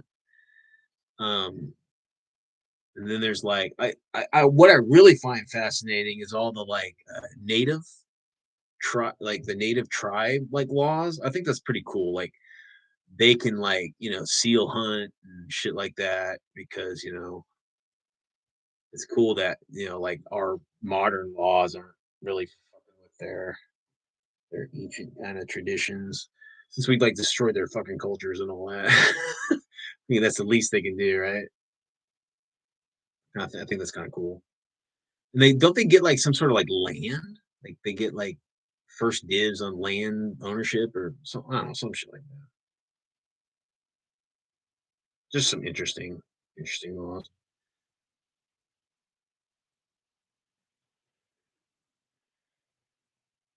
Can't fly booze over the border. Can't land tobacco, chocolate, or porn. God, sanity. You got to have game meat and cheese permits. Damn, that's crazy. It used to be illegal to hunt from the air in Texas, right? But it's legal to hunt pig, like wild pig, because it is outrageous here, guys. The pigs are fucking massive and they're everywhere. And so like you got guys, pig hunting from helicopters and shit. They can shoot as many as they want because it's gotten so bad.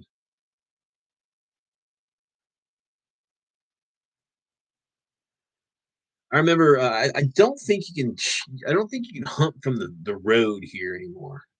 Remember when I was a kid, I want to say that you were able to shoot, you'd able to hunt from the road. You could like you see a deer and you could stop your truck and shoot from the truck or some shit. But I don't think that's like that anymore. You have to be, you know, out of a vehicle or in some sort of whatever.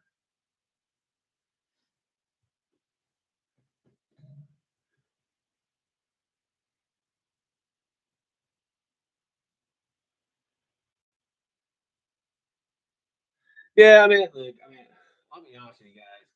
If anybody has the right to bitch in America, it's the fucking Native Americans. Seriously. Damn.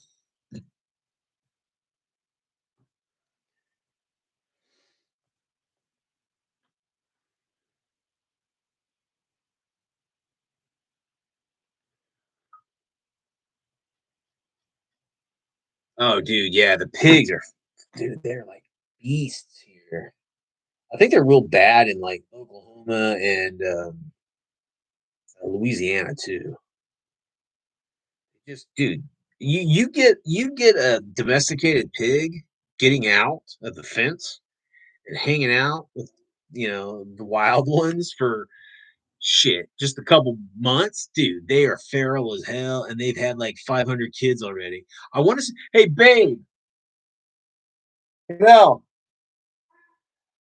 How fast do pigs have babies? How fast do pigs have babies? Didn't you tell me it was pretty quick? No. Oh, I thought pigs had. Oh, okay. Mel used to have this giant fucking pig, like 500 pounds or some shit. I think pigs, they have kids pretty quick. I think it's only a few months.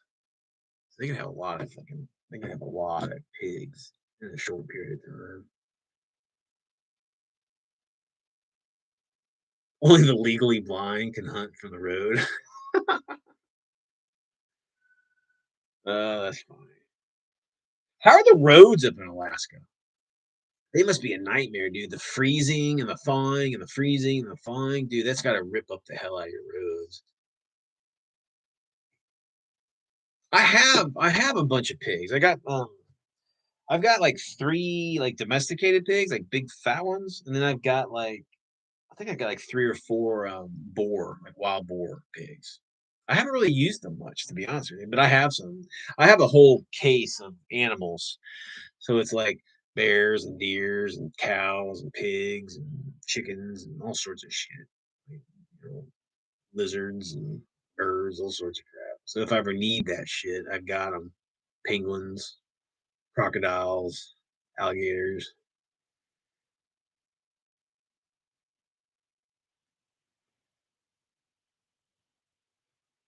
but not the like. Yeah, I mean, I could imagine, dude. Because I used to work with asphalt, and dude, with the freezing and the thawing and all the water flowing from the thaw, and dude, that's gotta rip the shit out of your roads. Our roads here in Texas are constantly have to be repaired because like just Texas is all clay and we get lots of water and we don't get snow here, we get ice. So it's crazy. Oh, the boar. Oh yeah. So I have a funny story. We were talking about like representation. Like I had a buddy, he wasn't a rich guy. We were playing Rogue Trader and he was playing orcs. So, he didn't have the money to buy like boar boys and shit, right? The guys on like the half mechanical boars or whatever.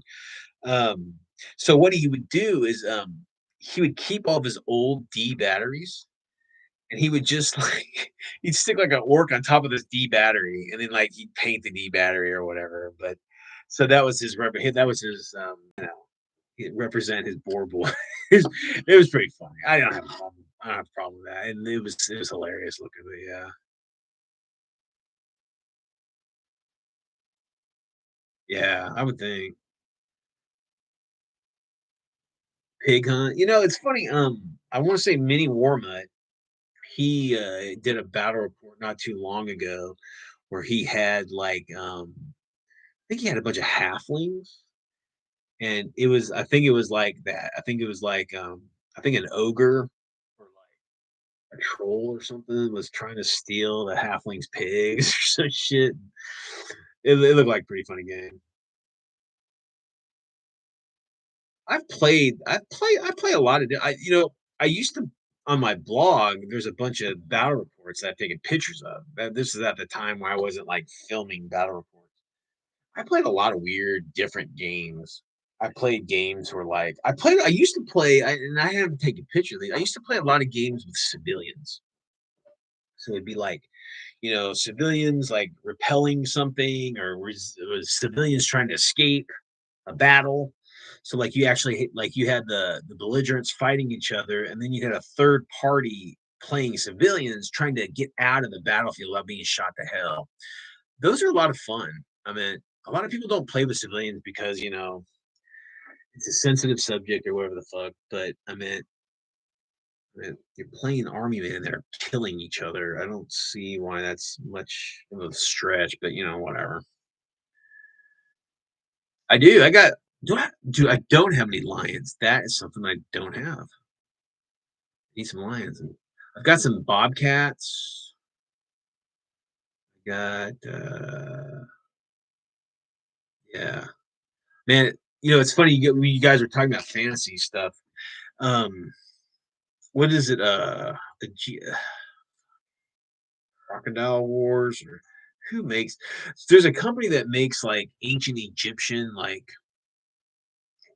crocodile men, fantasy crocodile men army and like the was it the jackal Egyptian god army and all that. Man, what is that? I don't remember who makes that. Shit, anyway. That's some great looking shit. Those minis are fantastic. I'm tempted to pull the trigger on some like ancient Egyptian kind of like deity creature things so I can use in my gaming. That's pretty cool. I love budget gaming. It's fantastic. Some of these guys can really come up with some shit. It's pretty cool. I remember so, like, back in Rogue Trader, maybe it was 2nd edition. That's when I left, was after 2nd edition. When 3rd edition hit, I was gone.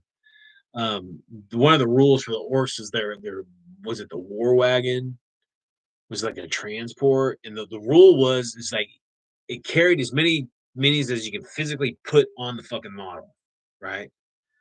And if one falls off, they'll take damage, like when you're moving it. So you got like, but the guy that did the batteries, he got some like 135 scale kits, and he made this fucking giant war wagon. It was massive, and he could put like like 100 fucking boys in there.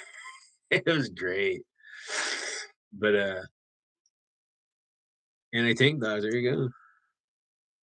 A war crime. I mean, it's just another aspect of wargaming. I mean, you're playing as a civilian, just trying to get out of Dodge. Yeah, Age of Egyptus. That's it. Oh, there's some great minis, guys. If you've never seen that line, go check that stuff out. I've never played that game, but the guys that I game with, they have a couple armies. I'd like to play that. It looks interesting. I mean, it's probably just, it's just another fantasy, block army battle game, but the minis look fantastic. I want to get some of those and use them for like North African, like, supernatural baddies for my gaming.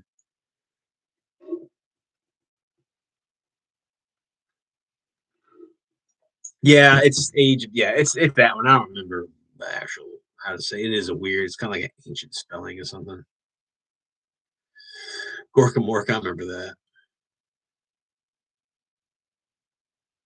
Yeah, Gorka Morka was like it was that was popular where I was at. The guy, the 40K fans really dug Gorka Morka. Then they had like the humans that acted like orcs. I can't remember what they were called, but they're like it's like a faction. They're humans, but they dress up as orcs and they act like the orcs and all that. It's kind of funny. It's like basically Road Warrior, wasn't it? It's like a racing game. Or yeah, well, I don't know if it's racing, but it was like yeah, I think it was a racing game, wasn't it? And it was basically they're fighting each other, kind of like uh Road Warrior style. That was a pretty cool game. I played that a couple times. It had like you could like you could like put those ladders down and cross onto the other enemy's like vehicles or something. Shit, this is crazy. Pretty cool game. I like those. I like those like side games that kind of enrich the 40K world. I really dig those.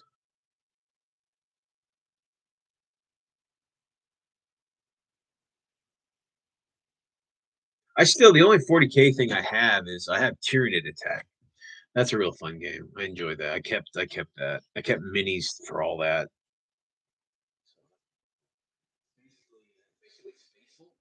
But instead of being in a space hulk, you're Marines who have penetrated into a Tyranid hive ship, and the all the Tyranids aren't awake yet. So what you got to do is you go through this ship and you got to kill all the organs. So if you kill all the organs, the ship dies, and then all the Tyranids inside the ship die. Right. So you got to take out like the lungs and the heart and like the whatever, the liver and spleen or whatever. It's pretty cool. It's a fun game. No, that's cool. Giga Boys. The riggers, yeah. Oh yeah, the grots, yeah. I always thought grots were cool. One of my friends that was a orc player. He was like really big into converting and stuff, and he would buy tons of little grots, and he everything that he owned had just grots all over it, and it looked so cool. All these like little grown grots running around all over all of his vehicles. His like, I remember his was it the Evie armor or the or yeah or Evie armor or knob armor or whatever, big like Terminator looking things. He had grots all bouncing around on those things too. It's pretty cool. Oh, Zoats, those are cool. I had a few of those back in the day. They only came out with like with those two different like weapons. Then there was one that had like the flesh bore, and then they had the one with like the venom cannon. I think is what like the precursors to those things. Oh, you got Zot greens, dude. You could, dude, cast that shit up. You could sell that stuff, man. People are, people would buy that stuff. Seriously, everybody loves the Zots. Zots. What's the other one? The Amble. Remember that one? Looked like a Yeti or some shit. Kind of like a Yeti and a Gog kind of put together. Gug, whatever it is. Astral Hounds. I remember they had the Astral Hounds and the Venus Man Traps and was it the Catching Devil? It was like a giant like centipede looking thing. That was pretty cool. They never made minis for that though. That was just like a picture from the Rogue Trader book.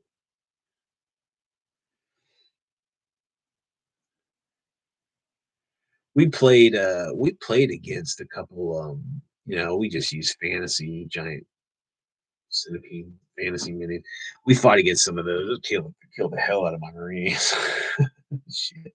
Back in Rogue Trader, the Marines weren't these like superhumans. They were like basically just like guys in power armor.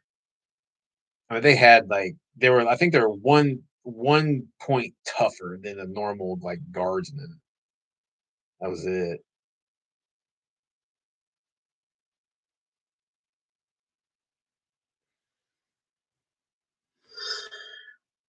Oh, they remade the Amble. Oh, that's cool.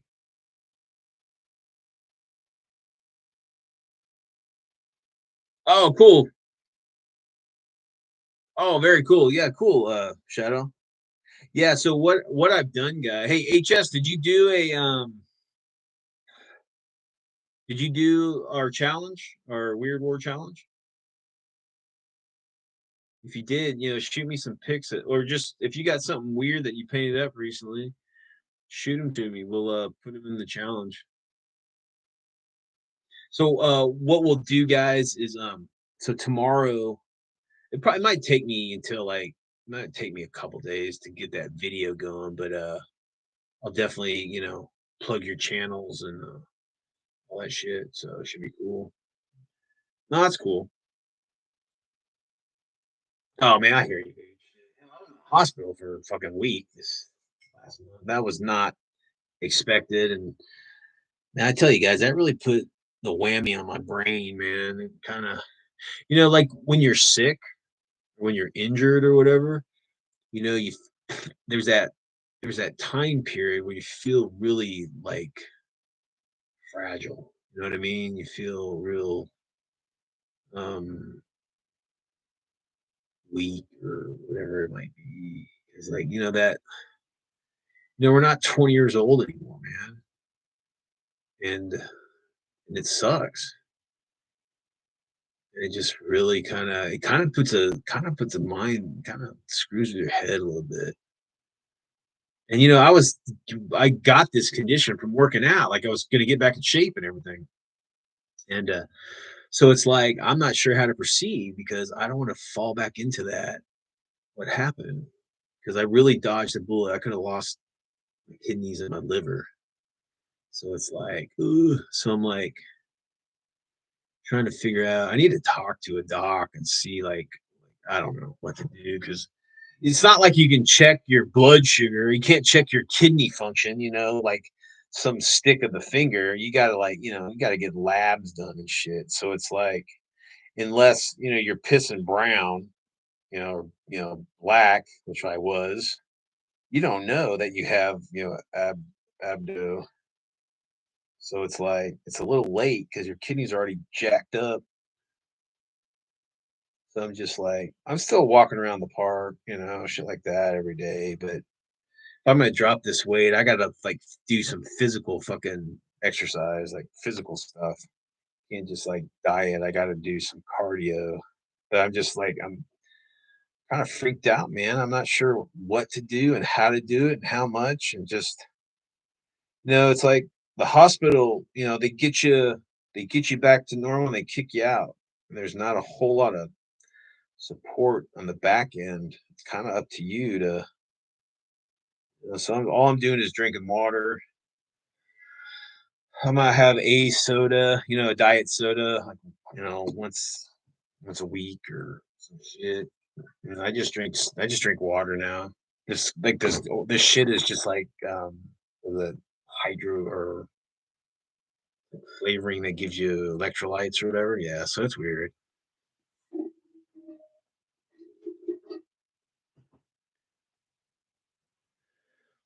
Yeah, they would. That's true. There you go. Candy stripers. I didn't see any candy stripers. It's true, though. It's true, but I have thyroid issues, and I can't just diet. I gotta fucking work out, man. So, but yeah, there we go. We can do it together. That's good. That's what we should do. We should do a challenge, like a health challenge. As gamers. Let's try to get each other in shape, or help each other, because we all have something going down. And, I'm not bashful about any of that kind of shit. I mean,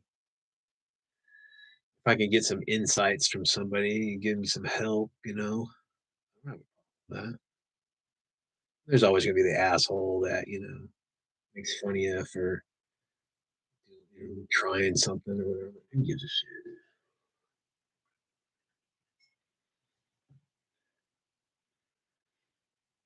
Yeah, like I dropped like 50 pounds this year. When they weighed me last at the hospital, I had dropped 50 pounds. So that's good. But like, you know, I think I think what happened was when how this all developed is, I was working these new jobs and they're like very physical. And they were kicking my ass, guys. I mean, bad. I was sore. I could barely move. And I think I got dehydrated and I was just doing these physical jobs. And it just compounded on top of each other and it kind of jacked me up. So I'm not working at those jobs anymore. So I'm gonna have to find something that is out of my wheelhouse. Cause shit, man, most of the jobs I've done is like physical labor, warehouse, construction, that kind of shit. Um, Not that I can't do anything else. It's just that's the experience I have. So like on my applications, I don't, it's so funny. It's like I was trying to get some work up at the hospital, right? That I was at. And these were entry level positions, right? And you needed a year of experience. I'm like, what the fuck? How is that entry level? That's you need a year of experience. Entry level. No, I gotta stay active. But I am. I'm like, I don't eat fried foods. I don't eat red meat. I don't eat candy. I don't eat, I mean, I eat carbs. Like I eat sandwiches. That's probably my mainstay. And that's not good, all that carb from the bread. But yeah, I gotta and being poor and like fucking eating good is almost impossible. I mean, you can go to the store and spend $5 and get like, shit tons of ramen and pasta and rice and stuff, right? You can't get a lettuce, you couldn't make a salad for $5 at the fucking store, Lean meat is not cheap. The shit meat is good. But again, it's like if you're doing those certain diets like the ketos or whatever, like like Omen does, he just eats fucking meat. I can't do that, man. I take cholesterol meds. I'm my pre predetermined to have cholesterol issues. And I don't eat any fucking fatty foods at all. None. But I still take cholesterol meds, just because genetically but again, I don't know. I'm telling you, man, getting old sucks. It sucks.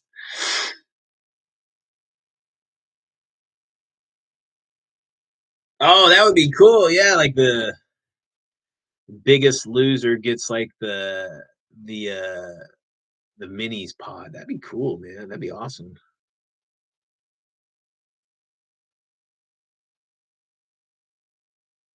Or you know what we could do? We could like I don't know, man. Like maybe the winner, right? First of all, you know, I haven't been in the job market for like 15 years, guys. I mean, I've worked from home, but I haven't been in like, looking for work outside of the house for like 15 years. And dude, it was like, you don't go to a job and fill out applications. You go to their website or you go to their apps or staffing services or whatever the fuck it is. You don't go to the boss and say, "Hey, this is why you want to hire me because I'm badass," or whatever. You got to like go through, tests and shit. When I got that job at HEB, I had to do a physical test, which I passed. That was hard, but I passed it. I did everything they needed me to do without, and it was just so weird. It's just different. It's all just different now. And me not having, I haven't dropped a W-2 in a while. And the reason why is because I couldn't officially work, guys, because my son is ill. My son is severely ill. And there's a program, it's a waiting program. And for you to apply, for you to qualify, he's covered now for his life. But for you to get that, you had to maintain a certain whatever and da, da, da, da, whatever. And listen, I mean, I'm a big libertarian guy, man. I like that was like eating, you know, my pride. But my son, I first of all, I try to do it like everyone else does, right? Like paying it out of, paying. I didn't have insurance. I went broke paying for my son. I went broke, financially ruined, filed for bankruptcy, destroyed my marriage. And but you know what? I had to maintain a certain, thing to get him covered, and it was not easy living that way. But you know what? If I and I, at one point I was trying to find work to get insurance, right? And I found jobs, a fantastic job. But guess what? My son has a existing condition, and it's a terminal condition. And of course, guess what? They're not going to pay for that shit. I kept finding that over and over, and I'm like, what the fuck? Where I'm like desperate. My son's diabetic. He needs insulin daily. He's type 1 diabetic. He's got a heart condition. I mean, yeah, so it's like it wasn't easy, guys. But now that he's covered and things are stable, I'm back out trying to find work, and it's just man, it's been rough. It's been rough.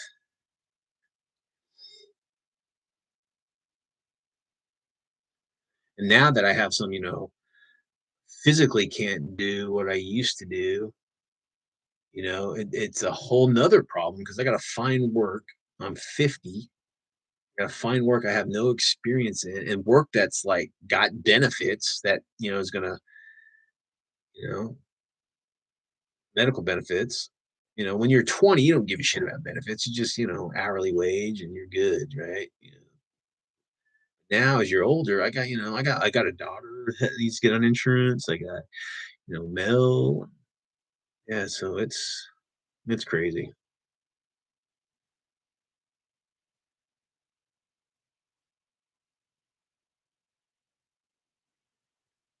But, we were talking about how get like wargaming and stuff. And it's like when times are bleak, and when you get really thin, because not thin, obviously, but like thin, because you give everything to everyone else, and you have to stay strong for everyone but yourself. You got a sick kid, and he's just getting sicker and sicker, and you're alone. And it was this hobby, man, that like, and it sounds weird, sounds strange. Like, why would wargaming?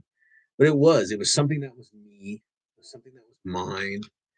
I could sit here and I could just, almost like meditate by painting or writing rules or talking to guys like you, on,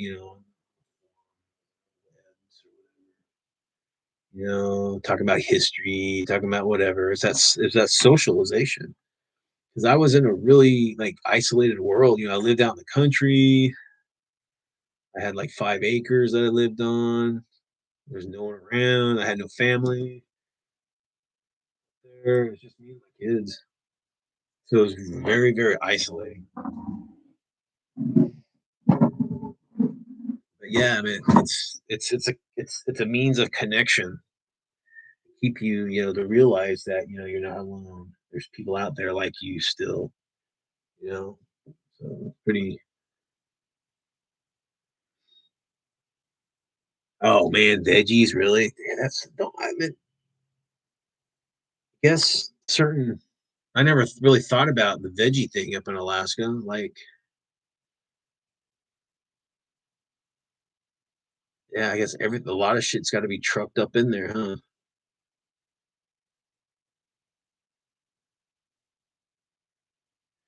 Texas got a big, bread basket, with veggies, farming, animals, corn, cotton. I mean, we got a lot of crop here.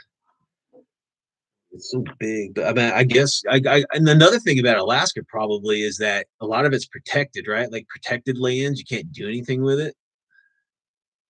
Can't like can't commercialize it, or you can't like cut it up or plow it down or whatever. Yep, the way I learned to job hunt isn't. Oh, I know, dude. Because I mean, if I could go into a business, this is how I used to do it. I'd go into a business, I'd see the manager or the owner, I'd shake his hand or her hand or whatever, and I'd talk. I said, "This is my skills. This is what I plan on doing. I can sell myself." But it's not like that anymore, dude. And it's just like it's weird. It's just different. It's just a different time, different world that we live in. The hobby stretches you out. Oh man, Bo, you just need to chill, man. It's all good. If you don't get something finished, it's all good. You know, paint it to the way you want it. You know, slowly that army will form, that war band will form and get bigger and bigger, and you'll sit there and you'll admire it all, and then you'll, go to a, hell, hook up with Diver, throw some dice with Diver, show them how us old timers do it. Or find someone to fight. But that's the thing. It's like finding time too. It's like to actually go out and play. That's a whole nother aspect of the hobby is you got to find the time to like commit to like, get out of the house, take your stuff somewhere and play. That's why conventions are so great is because, they're not every weekend, it's like, probably, I don't know what Utah's like, but, I mean, there's probably a con like every few months somewhere close by. Just commit to that, spend a couple days and, you know, go game your thing. Oh, dude, dude, listen, you guys are my pals, man. Seriously, all you guys, HS, Diver, Bo, Shadow. Although we've never met each other in person, it don't fucking matter. And that's what's weird. It's like we bash these kids. We don't bash them, but we talk about how these kids they socialize online. That's what we're doing.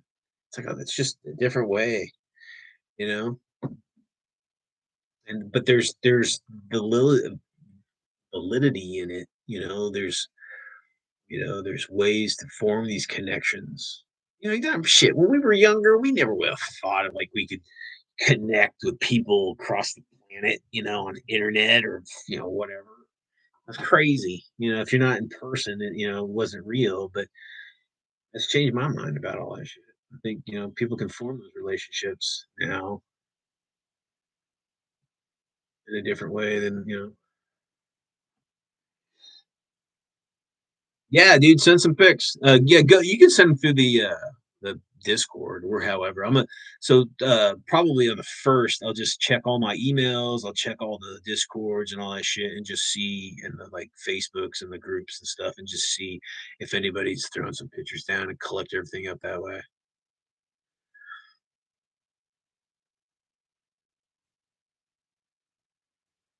I'm telling you, brother. Man, I am serious. We need to talk about you coming down, dude. Seriously. If you're planning when Jackie's off doing his thing, I mean, hell, dude.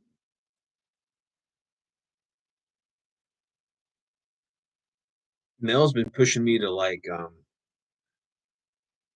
just stay home and like work on like the channel and like like publishing shit, like game rules and some campaign books and stuff like that. I might do that.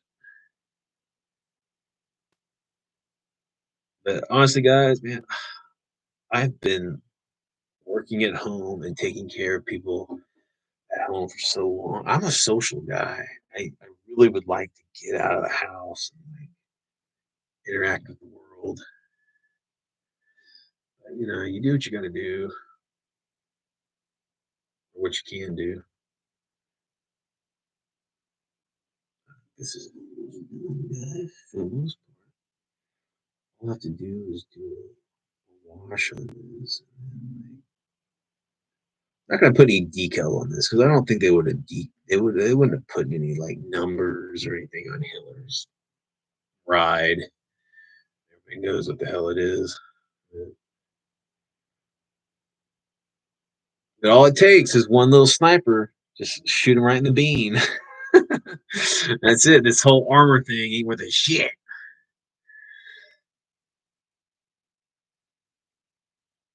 Right on. Yeah, just I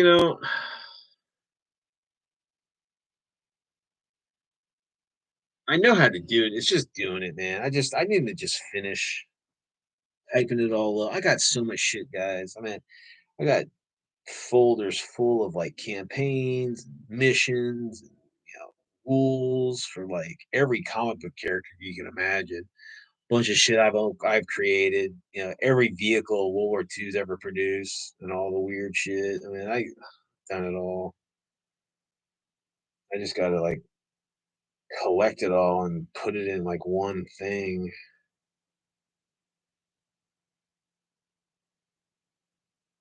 One thing that sucks is like I have nobody who plays Weird World War II in this area. No one plays Weird World War II. None of the locals play Weird World War II, and so I don't really mesh with the gaming community that's here. They just don't play what I play. And I'll play bolt action every once in a while. I'll go in and hammer down some of those guys. They're cool, but they're really like it's hard for them to reach out and try something different. That's why cons are so great because my con games, they get not sell out because they're not like sell any tickets or whatever. But I mean, people always fill out my roster, so it's pretty cool. They always have a good time. Lots of laughing, lots of screaming and yelling. It's great. That's what gaming's about. You just want to like, oh man, that's awesome, or oh no way. It's great. It's great to see the table that you're running, like in like roaring, you know, in a good way. I can't believe that happened. Whoa, that's just fucking cool.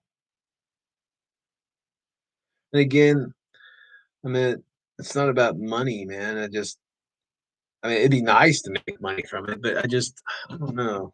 I don't know how I feel about because I used to own my own company, so that was cool. I don't know.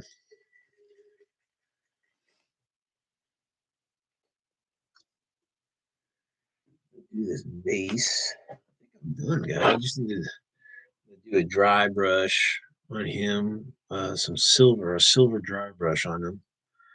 Then I will dip him. Should I dip him? Or just do a wash on him? I'm not sure if I'm gonna do a dip or a wash.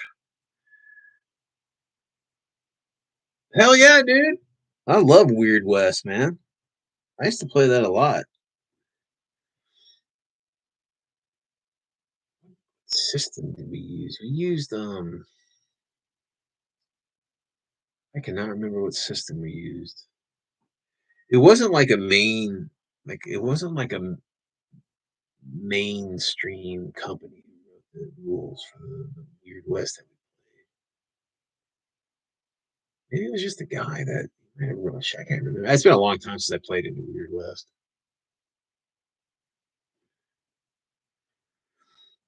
But yeah, I love the Old West, man. The one thing about the Old West is like if it's a challenge to play, and the reason why is like if you're not because it's not so much battles, it's not like army versus army. It's usually unless you got people who can like war game slash kind of role play in the same table, it doesn't really work very well. Because it's like it's mostly a skirmish kind of genre. Not that there can be big battles, but it's usually a skirmish. It's usually in a town or it's like at a in a location that has just a few combatants against each other.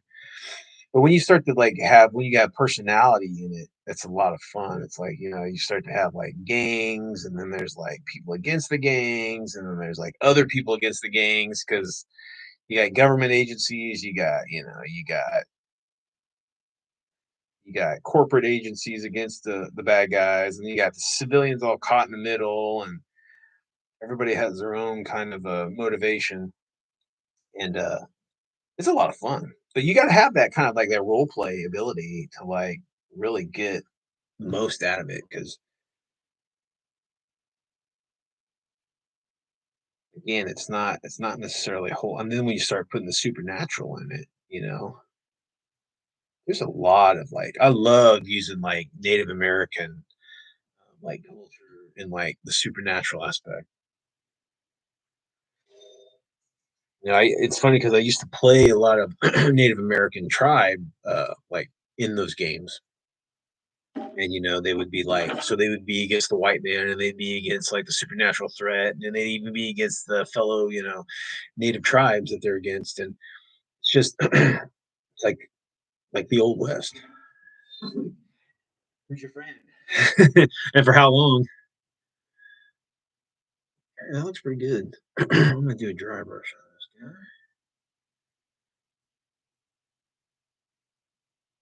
Probably do dipper. No, I'll treat it as a vehicle. I'll just do black wash.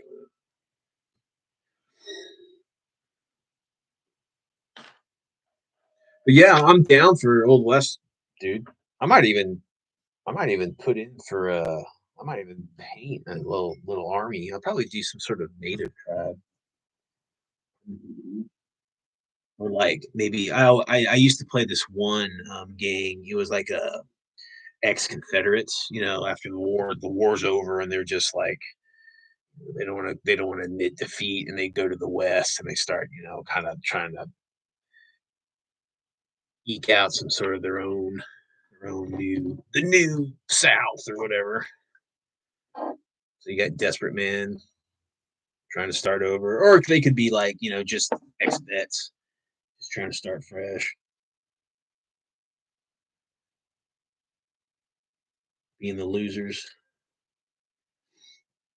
Not easy being the loser. World changing.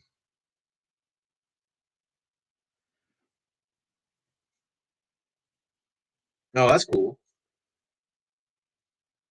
Yeah, I have like supernatural baddies like that we can use because I have Native Americans in my Weird World War II, so they bring on all that kind of mystical shit with them, like the Wendigo and Skinwalkers and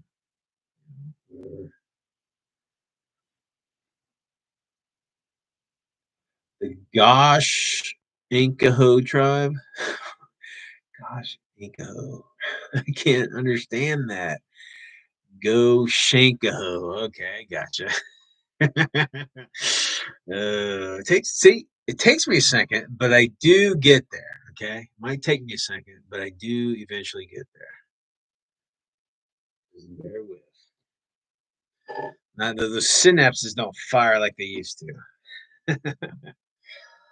You get there in the long run.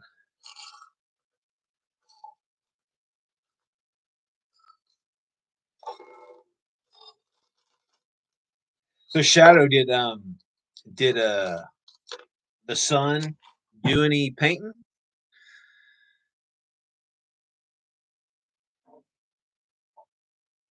I know I think you were telling me he's been pretty busy with school. That's good that he's doing really well. That's one thing I regret, guys. I did not take school serious. I was like a C student in high school through all like junior high and high school. So I just didn't give a shit. I often ponder if I just put a, like, a little effort in that, where I would be. Could have done a hell of a lot better in school, that's for sure.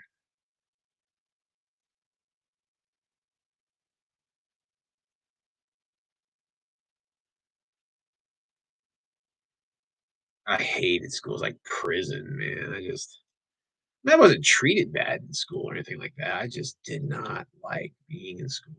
Ooh, maddening. I did the bare minimum, just I didn't study at all. I just took the test and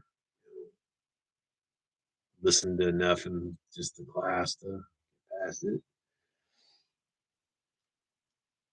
That's why math was always tough for me because I just didn't do any of it. I just didn't practice it. A little math stunted, I think.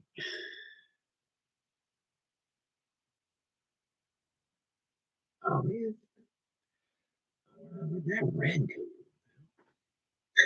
That's one thing about having, like, your paint palette right here. It's covered in 20, 30 years worth of paint. You can't tell exactly if that's the new paint blotch or an old paint blotch.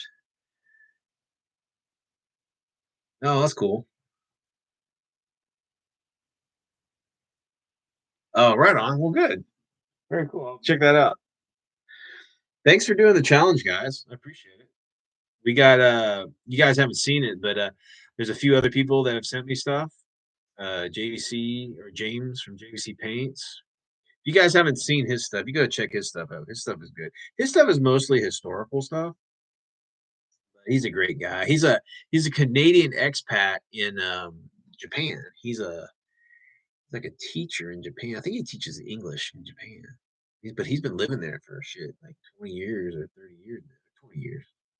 So it's funny. He's like a giant too. He's like, he's like 6 foot. He's like your size, Shadow. He's like six something.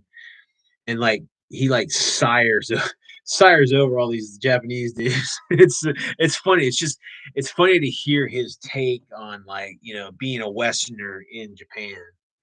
He married a Japanese lady, and he's pretty cool. It's a cool insight on, like, life and the differences of it all.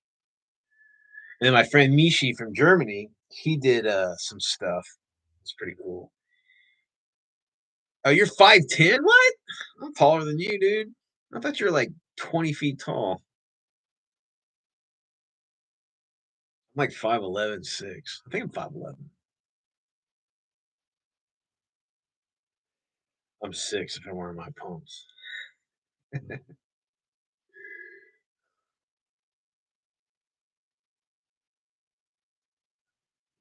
So there's that.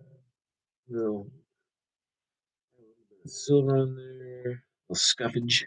Scuffage. Put a little bit of dirt. 'Cause even Hitler is not immune to dirt.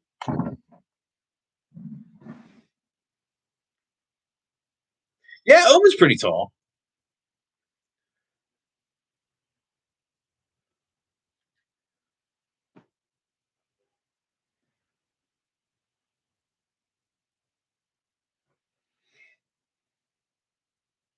We got, I guess some people are moving.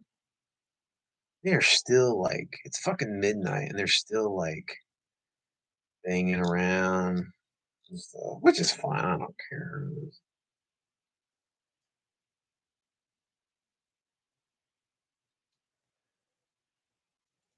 I usually shut everything down, like, on the outside at 10 just because I know people gotta work and all that shit.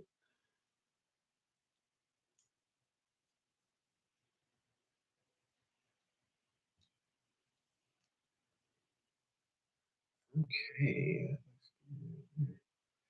Woo! Mecha Hitler.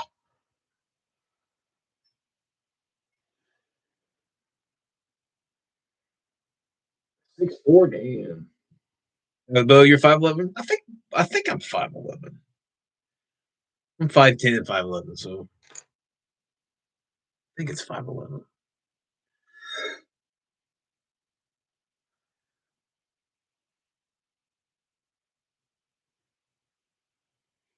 I was thinking about putting a cross, like a German cross on his chest right there, but I don't know. I don't think that would look right because he's not like a battle guy. He's not like in like on the front line, so I don't see be any kind of designation on him or you know national colors on him. He's just wearing a suit of fucking armor. An honor chevron, like what? What kind of honor chevron? The old Nazi chevrons, like the reversed, like the downward pointing chevron, the gold one. He never wore that. The only thing he had on him that he wore on him was the Iron Cross that he got in World War One. He wore like a Nazi pant, like a pin. That was it. That's the only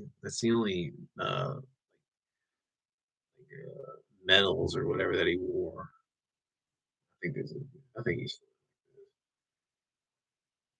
I mean, it's not like flashy. I don't think it needs to be because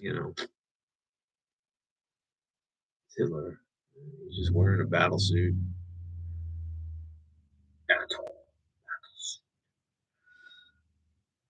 Or the old guard.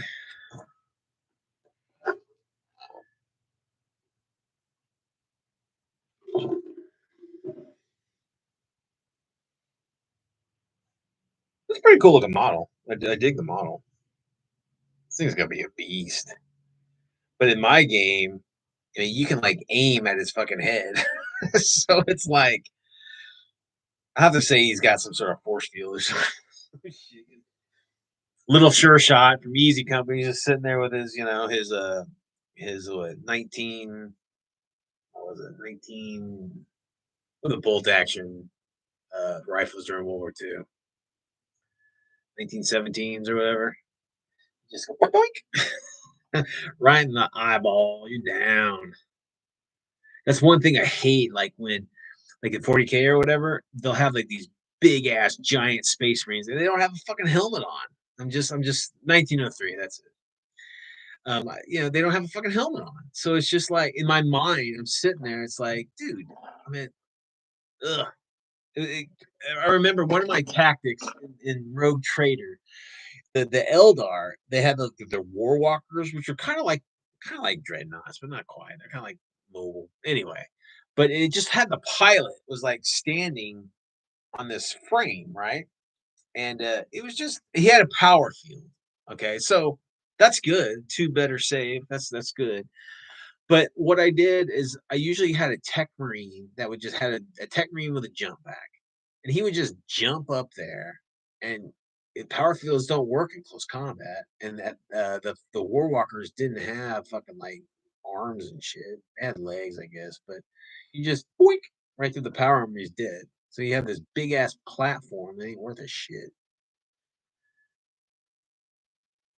I remember also that same tech marine would have he'd have a virus grenade. So whenever I was playing against orcs or trail like chaos guard or whatever, right?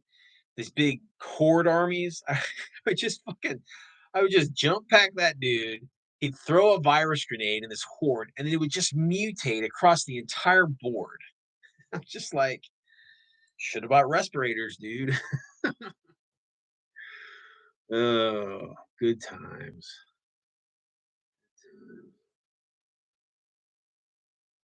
I always use that shit that no one ever used, like Tanglefoot, like like G like grab guns and stuff. I always thought those were fucking cool.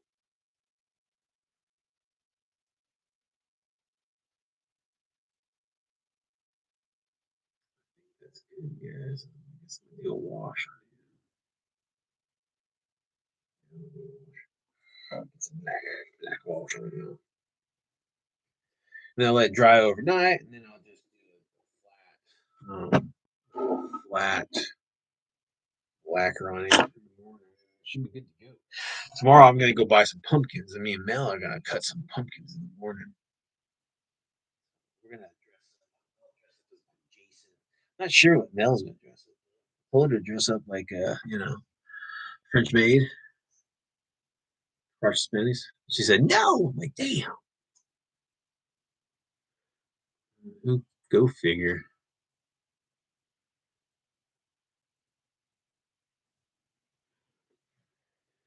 Are any of you guys gonna? I know, Shadow, you dressed up like the Shadow, which was fucking cool as hell. I have to admit, that was awesome. Though, you gonna dress up at all, man?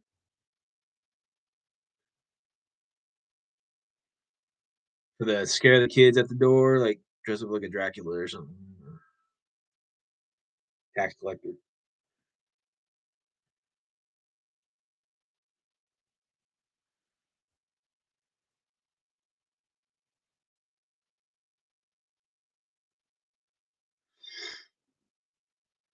Oh, you gonna do a Weird West? Oh, you're not feeling it? Oh,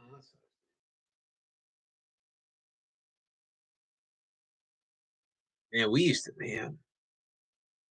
to go all out for Halloween, hardcore. That was like Christmas and Halloween. Those were the holidays that me and my kids would just nuts. We watch monster movies all week, all month, really. To be honest with you, dress up like all day. Like if we went out, like on Halloween or whatever. Because I homeschool my kids, so shit. They never had to go to school per se. Like they didn't have to go into a structure or whatever. So we pretty much did whatever we wanted. So they would dress up like all day long. They'd be costume. Go to the store, go out to eat or something like that. I had a blast. Good stuff. Good times. I miss those times when my son could still walk. We would go to the park and have lots of fun. Kites. We were big kites. I'm a huge kite guy. I love kites, man. We would go to the park and they would be running around and flying kites. Man, you grew up so fast, dude. Enjoy your kids, man, when they're young, dude, because they grow up so damn fast, so quick. I keep a picture of there's one picture that my two kids when they're young, they're on the couch together and they're just eating like crackers or some shit. I want to be buried with that picture. I fucking love that picture. Whenever I think of them, just blessed with having a family. It's amazing.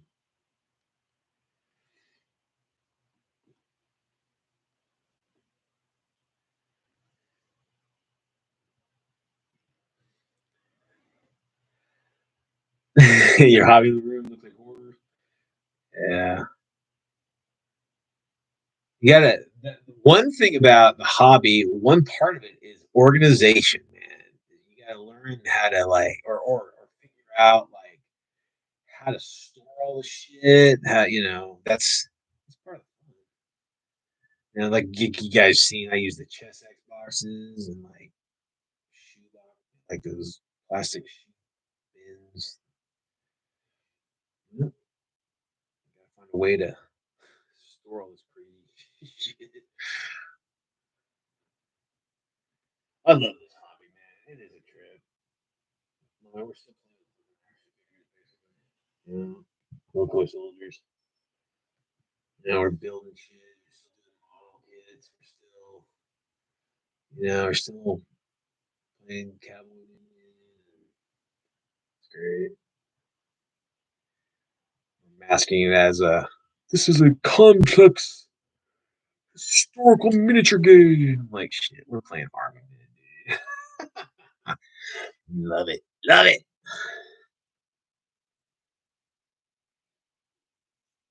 I remember a buddy of mine. I used to live with some of my friends when I first moved out. We had this like party house, right? We did parties all the time. One of them was like really big into politics. He was like a big Democrat guy, and he was like, he worked for all these like local politicians, but like he was a huge gamer, right? But he was like, Brian, do me a favor, don't talk about our gaming, you know, when the girls come over. I'm like, okay, dude, shit. That's the one thing you don't want to tell me is don't do something. I embarrassed the fuck out of him. Like, dude, we gotta play 40K after this party. Like, shut up, dude. They're like, what's 40K? Oh, it's great. It's a little army man. You check it out. They're like, oh, that's so cute. Like, Brian, I'm gonna kill you. I'm like, you're welcome. Stop living a lie, dude. You're a gaming geek. And embrace it. All right, guys. Well, that is Mecha Hitler. Let all that dry, and he'll be good. Good to go. Who wants weird fantasy? Oh man, I love weird fantasy. Sci-fi, weird sci-fi is cool. Oh, I fucking love kites, man. Love them. When I was a kid, we used to play kite battles. We just put like we tape a little, what were they? Like a little pin, like a sewing pin, one of those big ones. We tie them to the point of the kite, and we would like try to cut each other's stuff. It's like, you remember going to the like 7-Eleven, you'd buy like that, $3, kite with like the flaming eyeballs or, whatever. And shit, we used to go through those like good times. You don't see kites around too much. They're seasonal, if anything, which makes sense. But oh man, I don't even own a kite right now. To be honest with you, I think the last one we had got caught in a tree a couple years ago, and just hadn't bought another one. That's a shame. I should buy a kite. Always have a kite handy. It's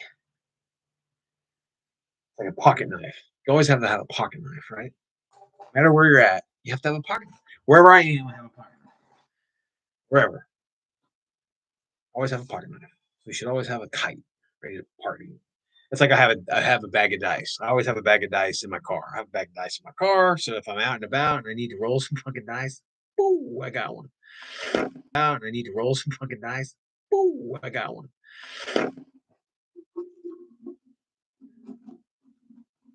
Yeah, Delta. Yeah.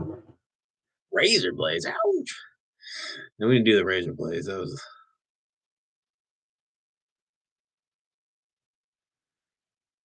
Delta kites. Too. Those were great. Man, good times. Good times. It's just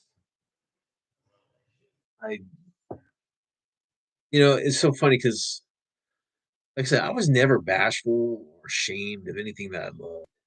And I fuck. I remember talking to people about kites just out of the middle of nowhere, right? And it's just like, dude, you're talking about kites. I'm like, fuck yeah, kites are awesome, dude. What's wrong with you?